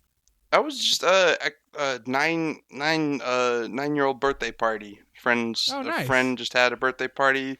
We went and played. And then probably did that again a few years, and got into it when moved to Connecticut, I guess. Yeah.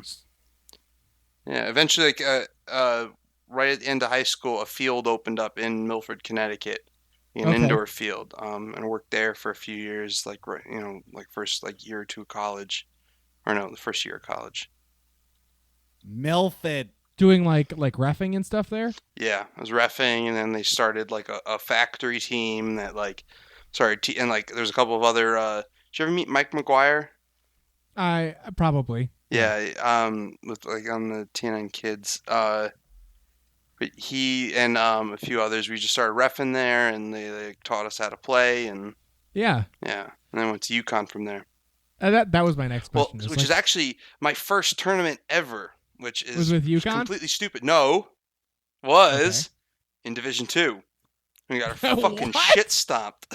I bet. Yeah, it was dumb. I don't know. So wait, so how did that come to be? How did you get in Division II as a new player? The people who were starting that little factory team had been playing in D4 for a few years and been doing so well. I'm just laughing because we were just making fun of D4, Right. and they had like split off, and a couple of them were playing, and like they came back, and he's like, only national, we're playing Division II, like we're only doing this. And then they picked up a bunch of like, I know we were some new guys or some old people, but like, like experienced people, but we had no right fucking playing Division II, and we got beat up.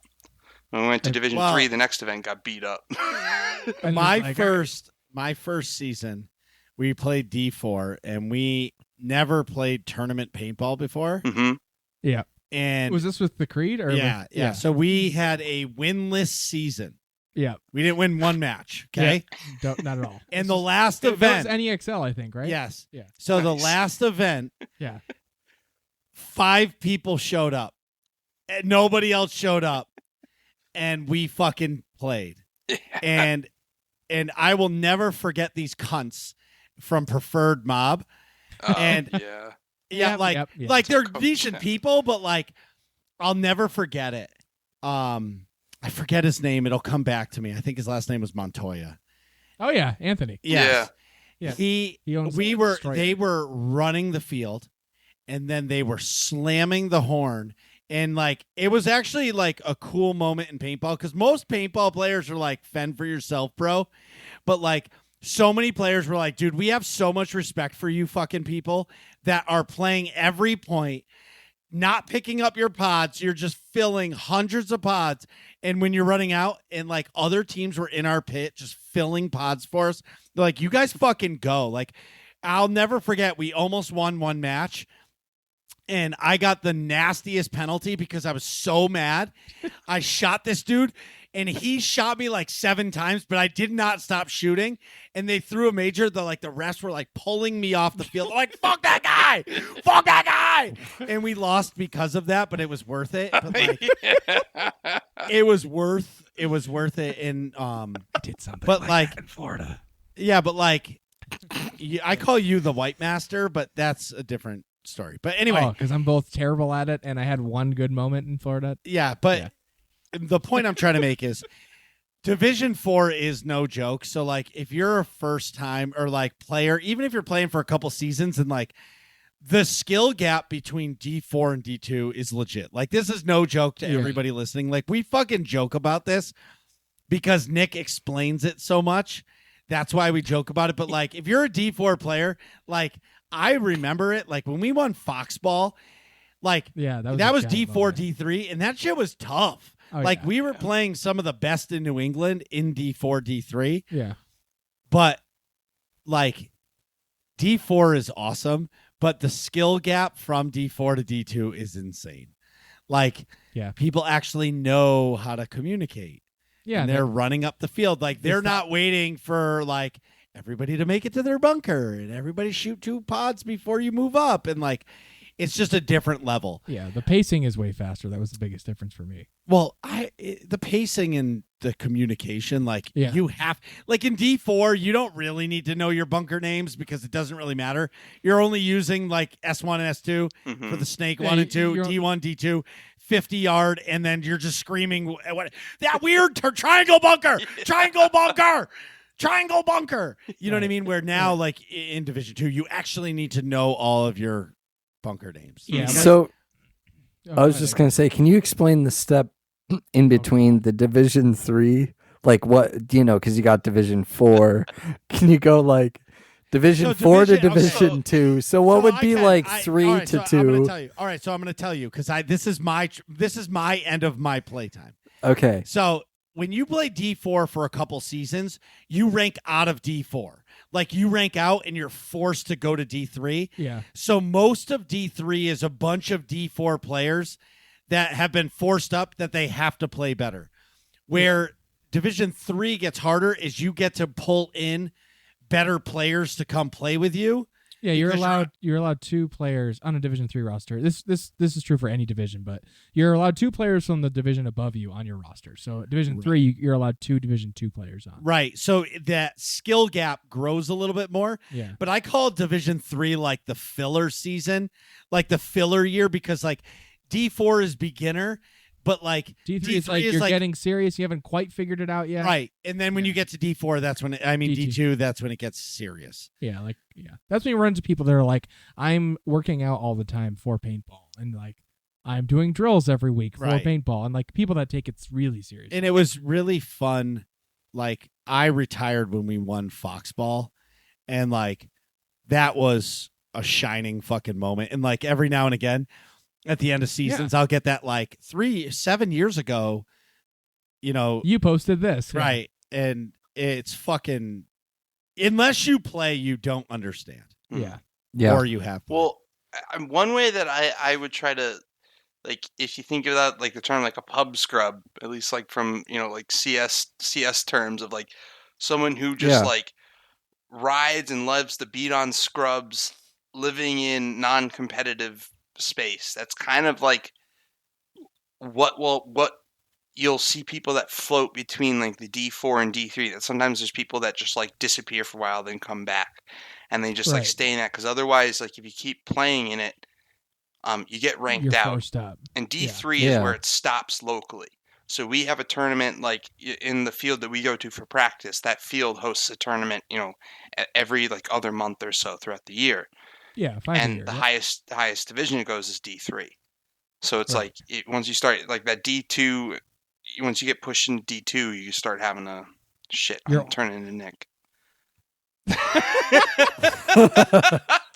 Yeah, but it's not just me. No, you get forced into playing national tournaments. So there was this in the field I played at, Nick. I mean, Atrax was called Fox 4, and this guy figured it out. His name was Dave Painter. He's probably the greatest paintball field owner in New England ever. Like Boston Paintball has been around forever, but Dave Painter's goal was to put the best players on the field for New England when they were ready for a New England tournament. So what he did was he didn't, like, you would play his whole season, but he would only count that whole season as one event. Instead of like 5. So you would never rank out of your division, so that when you went to national events, you were ready to go against national players. And some of the best players in New England during the Fox 4 time came out of that field because of his mentality of it. Yeah. But now I think it's changed where they kind of were like, you can't do that anymore. Yeah, I mean, well, that field closed, and Dave retired and all that stuff, so he didn't run the field anymore. Yeah. Anyway, that was a lot of paintball talk. That was a lot. Can I rip through a couple more paintball questions, and we'll jump into working class questions if you want to. Lickety split. So you play it out of Milford, Connecticut for a little bit, jump into Division 2. Was that, I'm assuming, nationally somewhere in a PSP maybe back in the day? Yeah, PSP. Then what was the process like for joining UConn's paintball team when you started there? That was kind of just like you show up to the tryouts. I think I hit up, I think it was Brian Richards I found on Facebook. Hey. So like I made sure to make some connections and make sure my name was known before I showed up to the tryouts. You always got to play the networking game. But it was really like, because UConn Paintball was always about balancing the people that showed up to practice and the people who are on the attendance list. Because the school gave funding based on the number of students that were on your club or team. And we were both a club sport we were both a sports club and a club. I forget what was one. There's two different things. So we had like the school club and then a club sport, and like we had two different sources of funding. And so if you wanted to have USG and club sports, but then if you had everyone keep showing up to practice every weekend, they start eating away at funding. Right. And it was just trying to like find that balance. So it was just kind of show up and then make sure you keep finding a ride after that. Right. Yeah. For me, so like I don't know if anybody knows the backstory, but like UConn, what year did you start at UConn? 2007. So they had just won. So that was it your freshman year that they won the championship? No, the year they stopped winning when I joined. You got it. So the 2 years prior, three years. Oh, 3 sorry, years in a 3 row years they prior. had won. Yeah. Shame on me. I should have known that. Yeah, that's why UConn was getting so much funding. Right. They won the national championships. We were getting a ton of funding. Yeah. Were you president at one point or no? No. See, when I was, it was the time that I had to be the leader. They created the secretary/captain role. Oh yeah. So I had, okay. all the authority and none of the responsibility. Perfect. Yeah. That's yeah. Because I can't deal with much responsibility. Yeah. My sophomore year, I was secretary, and I did all the sponsorship stuff, and I had the dumb idea of making us an HK team. That was stupid. But then we sold all that stuff immediately. But what the hell was I going to ask? Yeah, so UConn was like a really coveted thing. So by the time I went to college, in my freshman year was 2013 into 2014, the team was really good. There was like 15, 20 people on the roster. They were cutting people. So I had to try out, and I thankfully found John Stingle at the NEXL that Marcus is talking about, where we lost everything all the time. And it was like, hey, like, do you go to UConn? I don't know if you had a jersey or a headband or something that had UConn on it, maybe a gun or something. And it's like, I'm going to be applying there. I'm probably going to go there, want to get on the team. And then I ended up trying out, and I made it. I remember they cut like some people, and I was like all proud of myself. But I made line 2, and then ended up playing the rest of the way. But that was awesome. But they cut that now. There's no more UConn paintball, right? Yeah, they were super. So we were getting a lot of funding, like tens of thousands of dollars per semester for like paintballs and stuff, and then travel as well.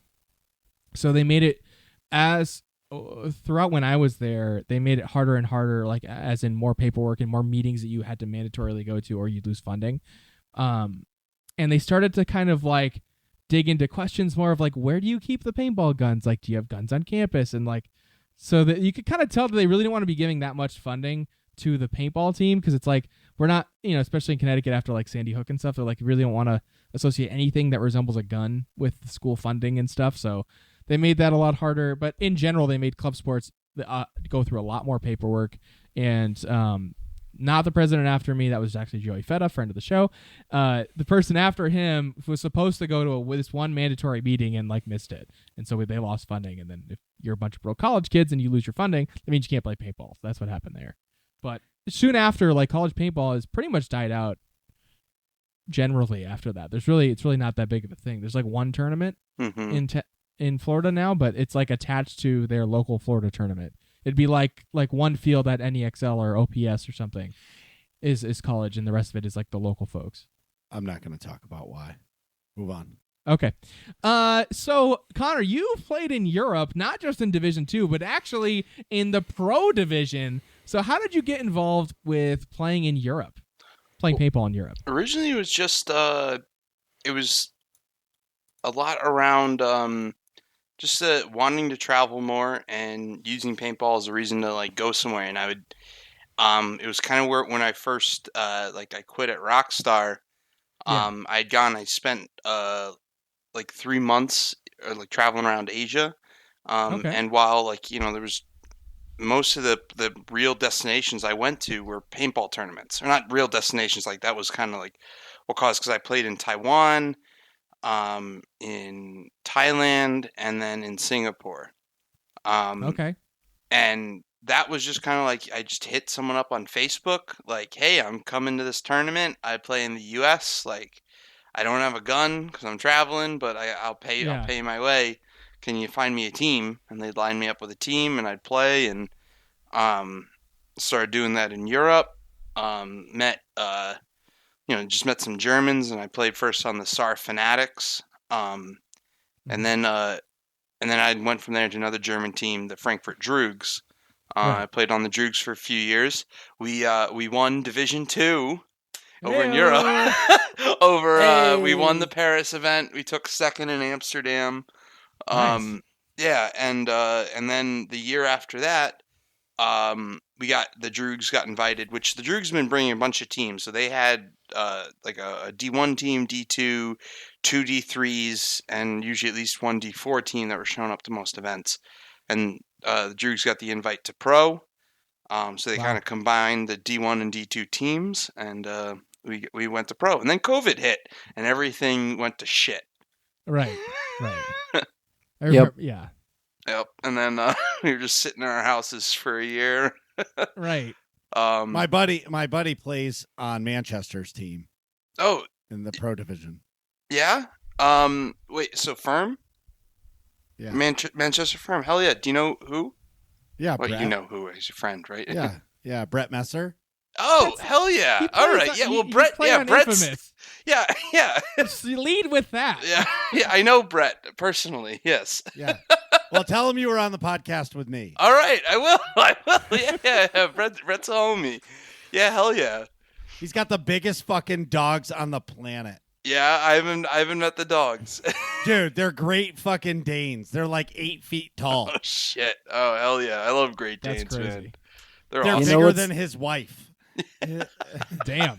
No, his wife is tiny, and these dogs are fucking. Great Dane is Yeah, massive. they're like horses. Yes. They're like a You know mini what's horse. also great? What?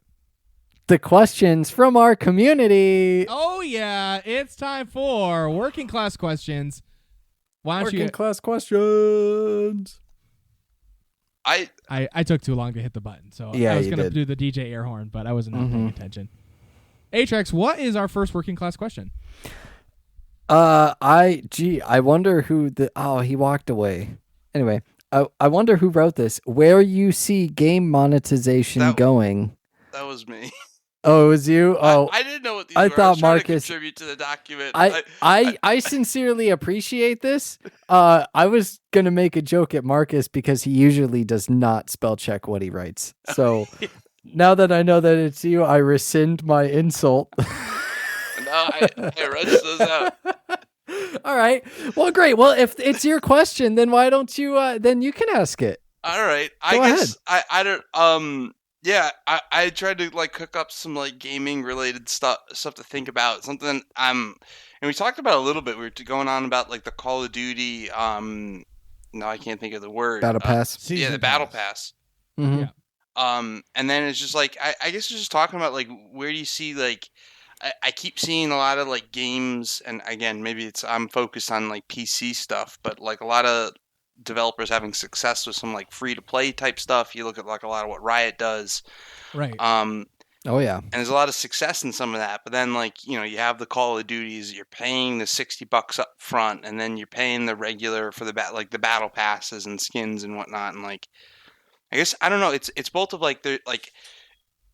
I kind of saw the microtransaction thing happen at Rockstar. It was actually like it was kind of cool to happen because we had a very big impact on it. Like us stopping cheating, stopped the, it stops Economy the screw cheap up. money from coming into the economy, and so like Okay. we had a major impact on sales of Right. shark cards.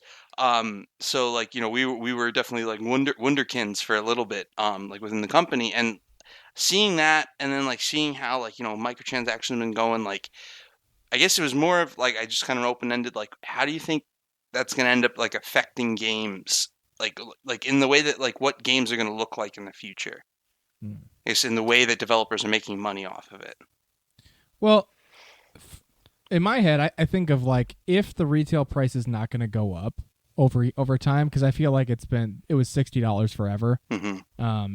Even with inflation going way past that, like your value, what that $60 you can actually buy, whenever games shifted from $50 to $60, that is, games cost so much more now to make versus that compared to then, and like the price has never changed at all. It's changing to $70 now, But because that price hasn't changed, like you have to make up the money somewhere else, and that's why you see a lot of the other microtransactions and things like that. So I feel like you're going to continue to see more of like that free to pay model with a battle pass, or like lots of cosmetics for sale or something like that, or things of that nature, where like companies have to make up that money somewhere else if it's not just in game sales, you know.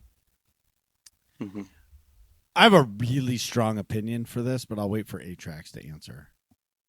I can't wait to hear your opinion too, Marcus. I feel like it's gonna swing back and forth. So for me, one of the biggest problems I have with the way monetization is now, even though I will admit that I do play into this because I spend money on league skins and things of that nature, is it feels like there is a lot of, and I don't know the actual work that would go into this development, but it feels like the money that you spend on a game now does not get you the same amount of content that it used to. And so I feel like at some point that pendulum will swing far enough forward to where people will stop buying as many games and they'll start spending their money more selectively, I guess would be the right word.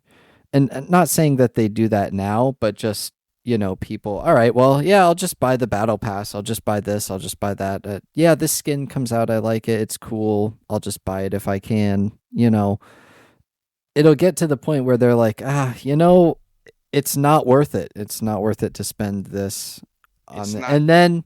And then the pendulum will swing back to where the quality will go up and you'll start getting more for less, if that makes sense. Yeah, and because I guess with what your first thing you're saying, like it's more like it's not just like less that they're paying for less games. They're spending like more. They're spending that money in like fewer games.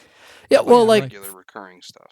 Well, or for example, Marvel versus Capcom or Mortal Kombat, those fighting games, you know, years ago, I remember you would buy the game and there was no DLC or anything for the paid cosmetics or extra. You got all the costumes by playing the game and unlocking them, or you got all the characters by playing the game or unlocking them. Now they release the game and they release extra characters that cost money, you know, and all of that stuff. Maybe it's just what I wish, that games would go back to that kind of complete, you pay one price and you get all of the content. Maybe it's a different monetization model. I don't even think so, because the other part that comes with that, you know what there never used to be? Day one patch. Yeah. That's true too. People, like games are changing. They've gotten not lazy, but it's more of like, maybe it's just they stick to the deadline, like they don't push the deadline when they should have, because it's like, oh, we'll fix it in the day one patch instead of the disc. Like, I heard stories where they used to like golden handcuff some like executive assistant at Rockstar to take the gold disc that they printed in one place, like handcuff them, put them on a plane to send them to like Xbox or to Sony and Microsoft to print the the original disc, like copies. Because that was where everything was on that disc, and you didn't get down. I feel like it's not even just the finances with that like that's changed the way that they're putting games out, because like now they don't have to get it right the first time. Right. Yeah. All right. There was a lot said. Sorry. So no. So I'll break down for me. So I think the future of monetization as a general statement is going to be mobile gaming. Step one. Kids now do not play with controllers. They do not play, you know what I mean? They don't play our traditional way. They did not grow up with a GameCube or an Xbox 360. Right. They've grown up with an iPad or an iPhone or an Android if you're a psychopath. But like, it's so, yeah. So I thought that was the pistachio. I do have the Android. Thank you. Yeah, finally. Both of them. I'm sorry that Smart. I like to be able to unlock my phone without having to break 2 laws to do it. Yeah. But I also don't like green messages. But anyway, I was gonna say, yeah. Messages. That's his but that's I his also- problem. anyways, Yeah, I'll just a quick sidebar. This is why I don't like Android, and I think it's inferior. I texted Connor something. He's like, "Oh yeah, I don't really look at those. Just text me on Messenger." I'm like, you know why? Because that goes over the internet. Yeah. Like it's not an SMS message. It works better. If you But had it an iPhone, only it would does work that fine. with iPhones. That is so. What you're saying is that it uses a reliable medium to Yeah. unreliably send messages Right. because it doesn't do that for non-iPhones. Right. because So the of problem is Android your essentially. phone not using the same mediums for communications. It's not Apple. I don't know what to do. Oh my god. Yeah, exactly. Exactly. That's not Apple. That's not Apple. What do I do? Yeah. And then the fucking okay. CEO Tim Cook's like, "Yeah, tell your grandma to get an iPhone." Like that's his response to how to Steve! fix the green messaging. He's like, "We're not going to Right. tell them to buy iPhones." We know you all hate it, and people buy iPhones. I'll be. So, I'll be what's your honest. opinion on monetization, Mark? No, it's fine. But the point I'm trying to make is, I think if you look at the mobile game monetization, it's awful. So I started playing this mobile game called Octopath Traveler. It's like a 8-bit or 16-bit, like old Final Fantasies. Okay. You know what I mean? I don't know, like I've heard of it. turn-based RPG. But like I play it. I played it on my Switch. It's like, oh, it's a mobile game. I can play it while I'm pooping. Perfect. Yeah. And I've enjoyed it. But the thing about it is, as soon as you die a bunch, if you die a couple times, do you want to revive right now? You can buy 50 runes for $1.99. Yeah. Or you have to wait 6 hours. You know what I mean? And it's complete gotcha. Like me, I'm like, whatever, fucking fuck this game. I'll delete it tomorrow and not care. But the point I'm trying to make is kids are so hooked on it. I'll give another example. So my daughter plays this Barbie game on the iPad. Yeah. And all it is like dress your Barbie up, and like then there's a couple cool games. But so many things are locked behind the paywall. Like, you can't even unlock the outfits with the coins. You have to purchase it or subscribe to the game for $4.99 a month Ooh. and get the premium. But then you unlock everything. Mm-hmm. But you still have to earn the coins to be able to unlock the things, which means you have to play the game. So I was like, let's check it out. So I paid for the $4.99, and my daughter loves the game. It's great. Like, I understand a submodel game because I believe in it. Mm-hmm. Yeah. You played. I play in MMOs. MMOs, Yeah, you play right? MMOs, Like, yeah. I get $15 a month. Right. But future of monetization, I think it's there for mobile. Like, I think mobile gaming is going to be big long term. Like, it's going to get better. Now, to the point of Nick talking about what games cost. Yep. They're raising the price $10 because they have to, and it's about time, right? Yeah. Like I don't And- like playing $70, but it's I Right. get And it. now that the next gen systems are like, you can get it whenever you want. And it's true. You want to go to Amazon right now, you can buy a PlayStation 5 or an Xbox Series X. It's just available. Yeah. So Finally. finally. So the $70 price point is, well, I think it was a little shady on their part. I think they were in cahoots and they were like, hey, let's slow the demand. Let's make this console last 10 years. Because this, like, the next thing might just be a PC. It's almost Or- like it's a model that someone like did. Like, oh, Apple. No, it was the Switch. No, it wasn't the model. It wasn't Apple. It was the Switch. Apple Does- did that. You couldn't get an iPhone when they came out. Yeah. You Yeah. could only get a certain number of them. Well, It's right. like it's exclusive. Yeah. It's like- Exclusive. And then your texts only work to other iPhones. Yeah. But Do you anyway, remember that Futurama episode where he's like, "Oh yeah, we got I think one more," and he like reaches in the back and there's just a giant pool of them Stack. with a robot arm But Right. moving them. the next thing that was talked about was a complete game, and I think Oh, yeah. that and DLCs. So you guys mentioned DLCs. I think because when you put out a game that costs $60 or $70, once somebody buys that, I'll use the Guild Wars 2 model. Guild Wars 2 is an MMO. It's you pay for the expansion $30 and then you pay for nothing else. But they have skins, they have weapons you can buy, like not stat-based weapons, but like skins for weapons that you can pay for. And that's how they continue to be able to develop the game and get it ready for the next expansion, which keeps people playing the game. Right. But there's no subscription. So going to what Atrax was talking about with Mortal Kombat, like when Mortal Kombat 3 came out, you could unlock other stuff with it, and it was a complete game, but you had to earn it in game. But those games were coming out every year like Call of Duty, and they were never meant to be live service games. The games back then came out, you played them, you beat them, you bought the next game. Now these games are not made. Games are not made to be played once and throw away, right? These games are meant to be like, this is my life. Look at me. I'll use myself as an example. I played Star Wars The Old Republic only for 7 years. Yeah. Only that. Like, I would play another game for a day and feel like I'm cheating on the MMO because I'm missing something. You could be doing those dailies And I or could weeklies or right, something. exactly. And that's the hook. Same thing, look at Destiny 2. They have their game, they charge for an expansion, but they do seasons, 4 seasons a year. They charge, I don't know how much, because you buy the digital deluxe edition of the expansion for $100 and it pays for everything for the year. So, right. So they've gotten you away from Almost hey, everything. Just pay.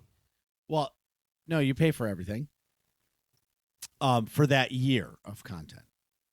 So when you buy the expansion for $100, you get all of the content for the year. That is included in your digital deluxe, but it's $100.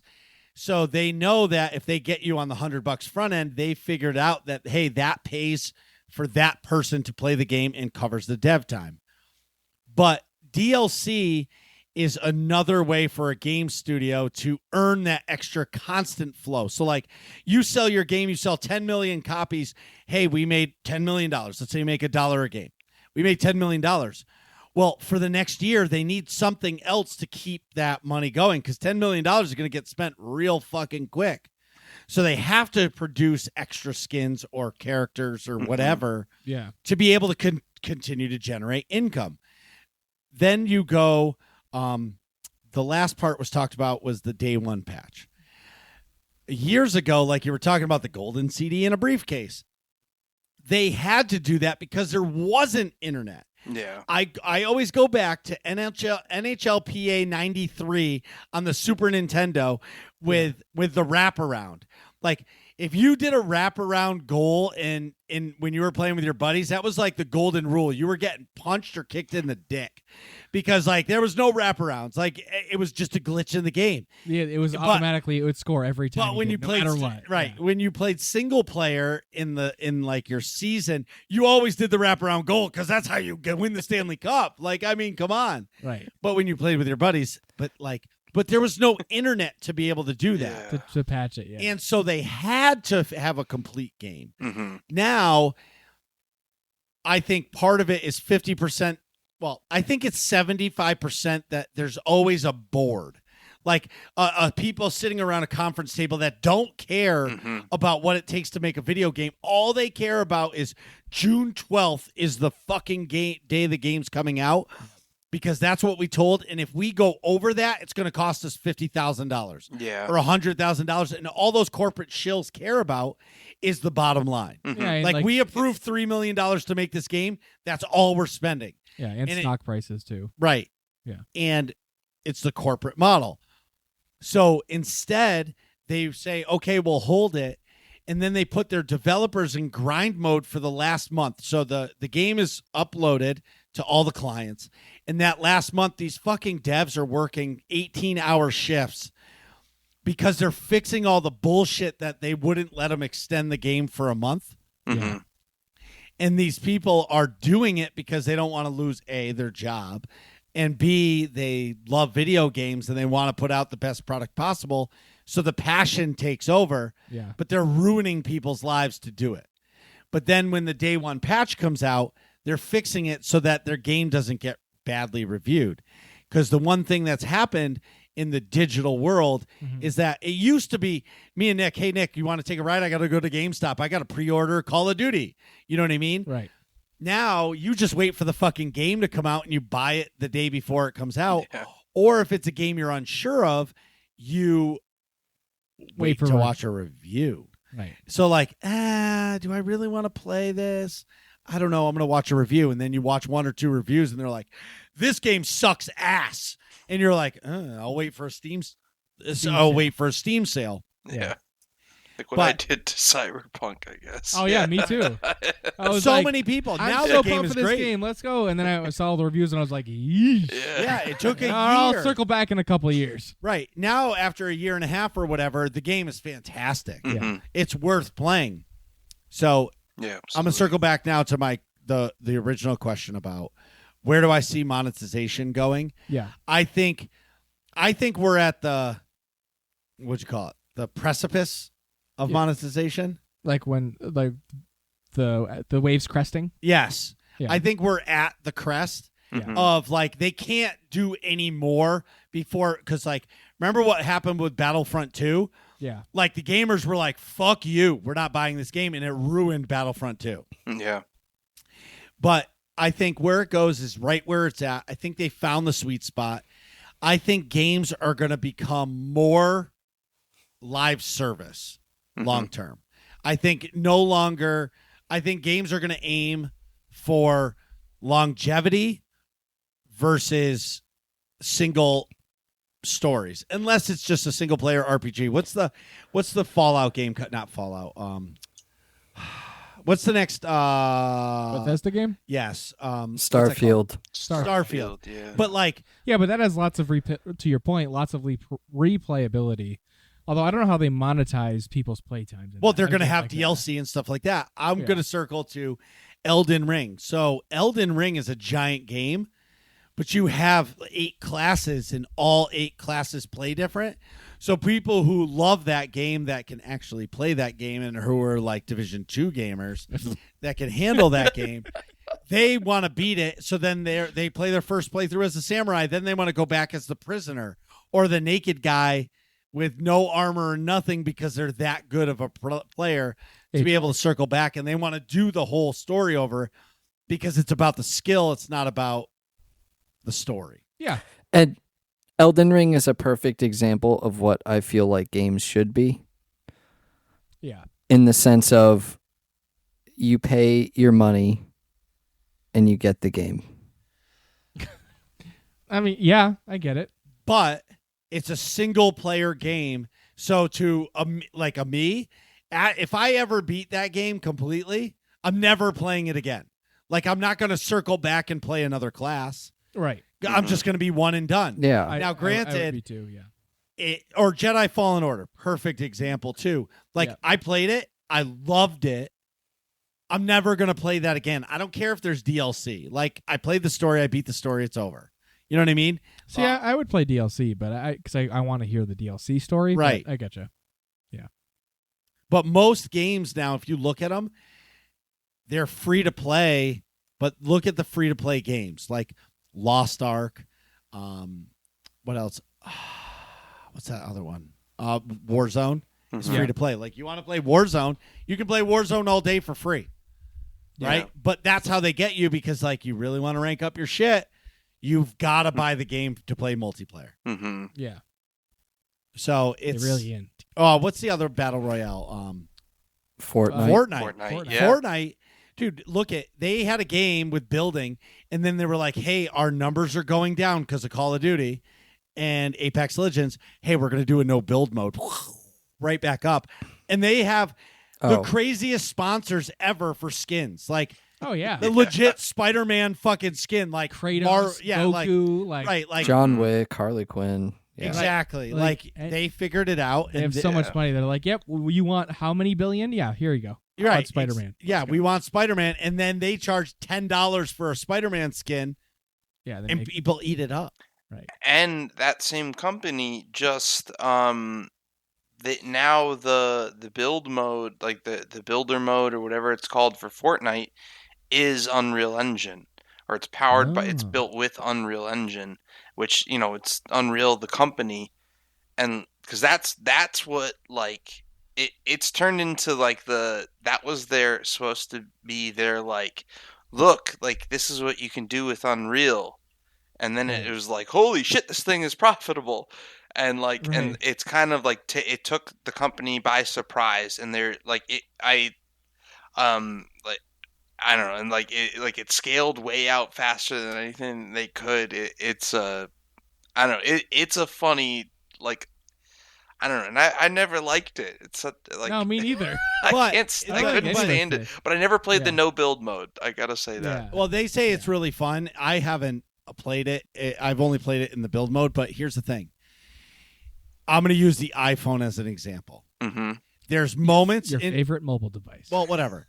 I don't even care about that. There's moments in time that change and push technology forward, right? Okay. The iPhone changed the way we use technology. Like that, it was innovation that nobody ever seen, and it paved the way to today. Mm-hmm. Same thing with Fortnite. Fortnite did something that was never done before. Yeah. Put out this game with free to play, and they made skins for people to purchase. Challenge me, Atrax, because I don't know. I'm so confused. What did Fortnite do exactly that had no? Because Fortnite was originally a zombie defense game, and then they saw the success of PUBG and they sold out, and they said, "Screw that mode," even though everybody paid money for it, like certain individuals. We're gonna completely get rid of this mode that everybody paid money for because we're getting like stupid money from selling out from creating. Well, we just copied PUBG basically. Yeah. But the point I'm trying to make is, but Fortnite pushed forward the next evolution in monetization. No, How do you figure?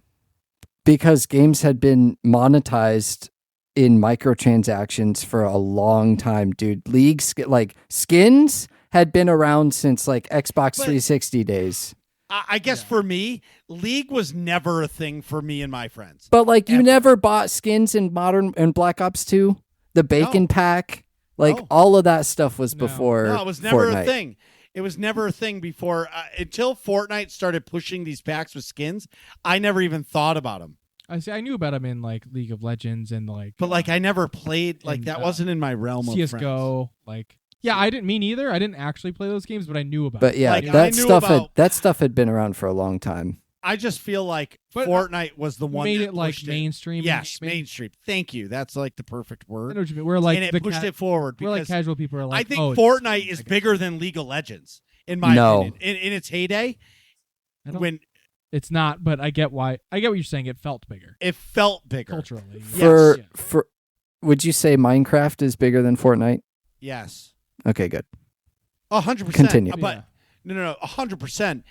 And that's another one. But like Minecraft allowed people to mod their game, but it was free.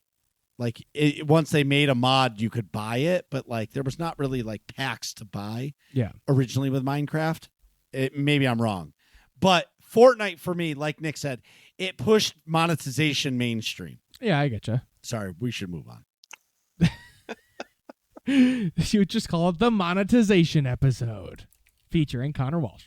The I think we talked about mobile gaming stuff. Yes. Plenty. Yeah. So you also asked, how much is cheating really a problem? Why do developers often wait until last minute? Ooh. Well, wait, who did you ask these, Connor? Yeah. Yes. I was sorry. All I feel like I'm gonna you go asked the first question this that time. you're the best person to answer about. Well, how about us three? How about us three answer it, and then he can tell us if we're who's right or if we're wrong. No, Yeah. I guess because I would only say, and I'm sorry, I guess I'm going first, only because I've seen what, like, one company's approach to it.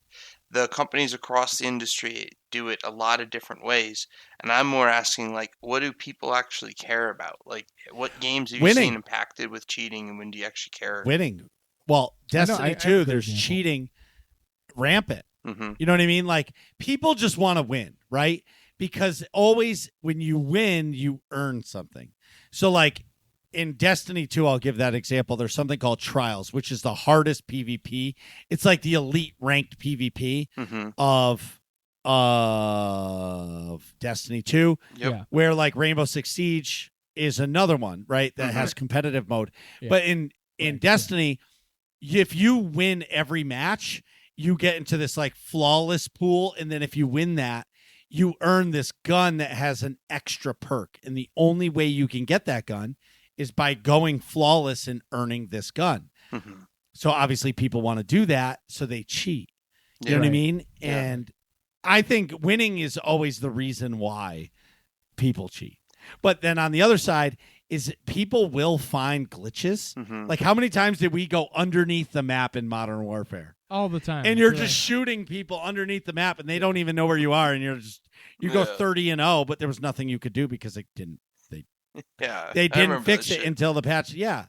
Until the patch came out, right. But that's my opinion. Atrax, do you have an answer? I have like half a one. Yeah, I was gonna say, so they're like what Marcus was talking about, where like people will exploit an in-game glitch in order to gain an advantage.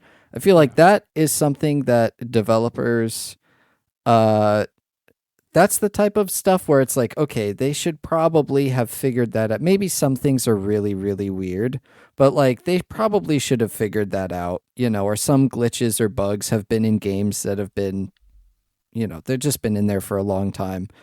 But cheating to me is always a, like, how do I describe it? An other person problem, in the sense of a cheater is always going to be determined to cheat in order to win. Like Marcus said, in order to win, or in order to make it easier for them to win, right? Like that's kind of them. They would rather have a program that aims for them or that lets them see through the walls so that they gain an unfair advantage. They would rather have that than just put in the effort to get good at the game enough to where they would win by skill. Right. And so that, to me, like, it's more of just a mentality problem than it is people, because someone's always going to develop, I develop my cheating program, you develop an anti-cheat to combat that. Well, then I'm just going to try and fix my program to where it can't be detected by your new program. Like that battle will always go on, and developers will always be behind, or they'll seem behind in that, because like the attacker is always on the offense. So they always seem like they're ahead because, oh, well, you blocked my attack, so now I need to counter it. Like it's that back and forth. So it's more of like it's just the best way to fix cheating is for just people not to cheat. Like you just have to not do it. But you can't force other people to do that. I was just gonna say, is how much is cheating really a problem? It's a problem when you see it in like ranked spaces, like you were saying. Thankfully, the games that I've played, I haven't noticed it much, but I know for a good example of like developers taking forever to fix a cheat.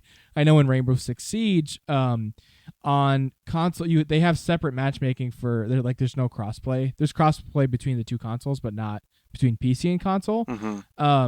For like the different inputs, but there's a device called like a XIM that you can use with PlayStation in particular, that lets you plug a mouse and keyboard into it, and the game doesn't know.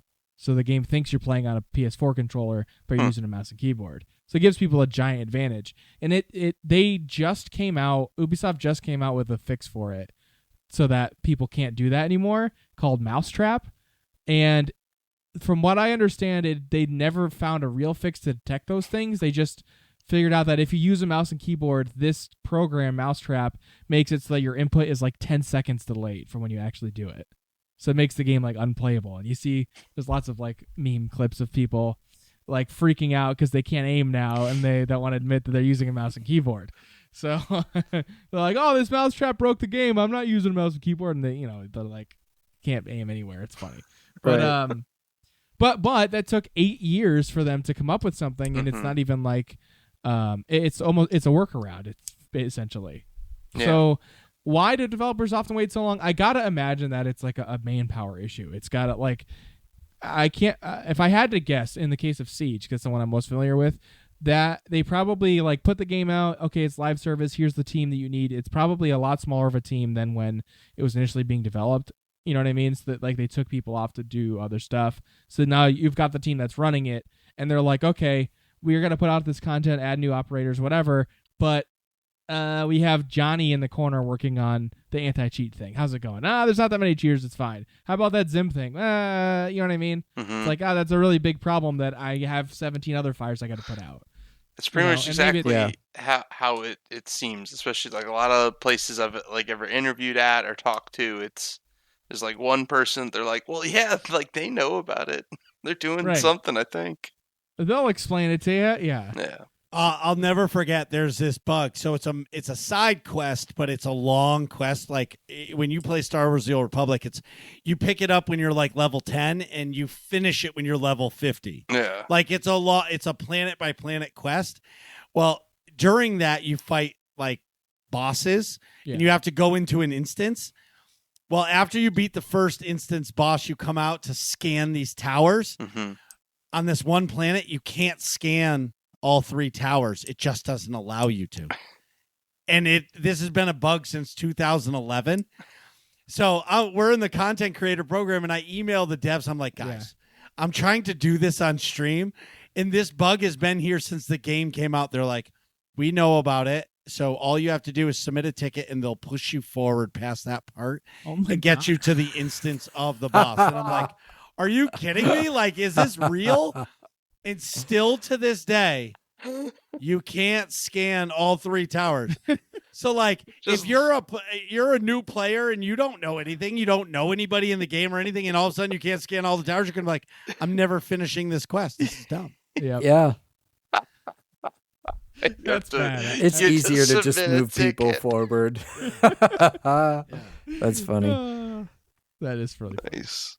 What do you guys want to do? What was I gonna say? We're at 3. Yeah. Connor, what do you think? Is cheating really a problem? What were your thoughts on this? Yeah.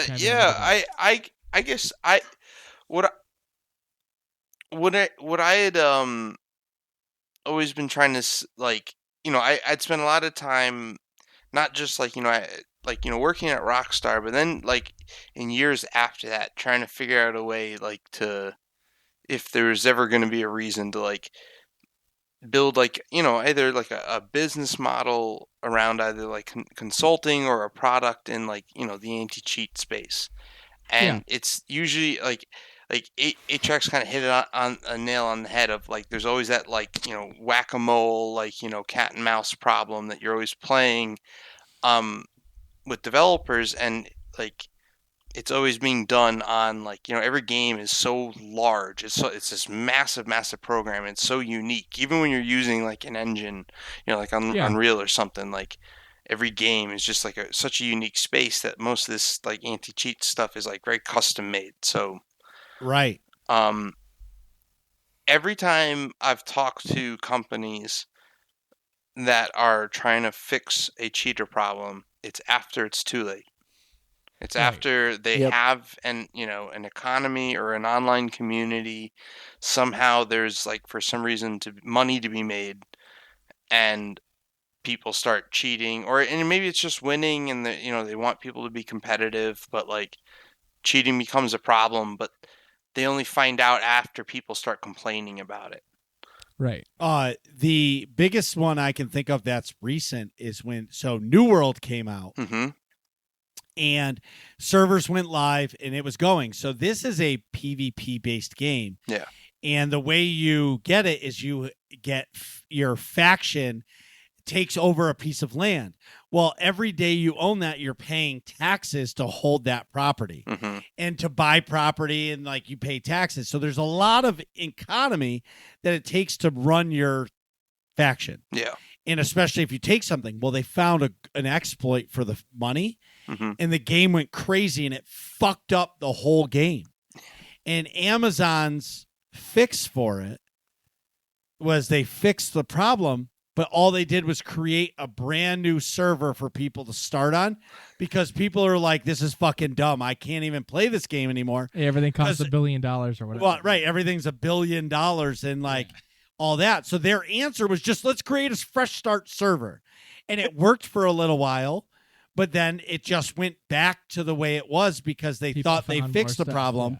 And they fixed this one economy problem, but then they didn't fix the other problem, which would allowed people to forever mine shit, which means they could sell shit. They could make infinite amount of money selling shit on the auction house. Right. So it's a circle, but it all comes down to winning. People want to win. And I always say it, winners win. Yeah. And that's a game that has had a lot of time, money spent on building a game that was supposed to not be like quote unquote cheatable.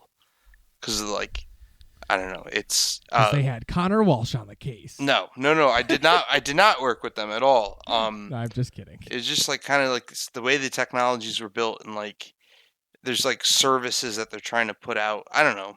You know, it's like they're trying to like do the whole thing of like where they're just sending frames. They're not, and like it's not really like a client. I don't know. Bunch of weird shit. But then they screw the economy up. Well, not Right. screw But it can up, you? but- Right. Yeah. Can you imagine if Amazon wasn't in Division 4 and they were a Division 2 paintball team? What are you guys talking about in here? Find out next episode of Working Class Nerds.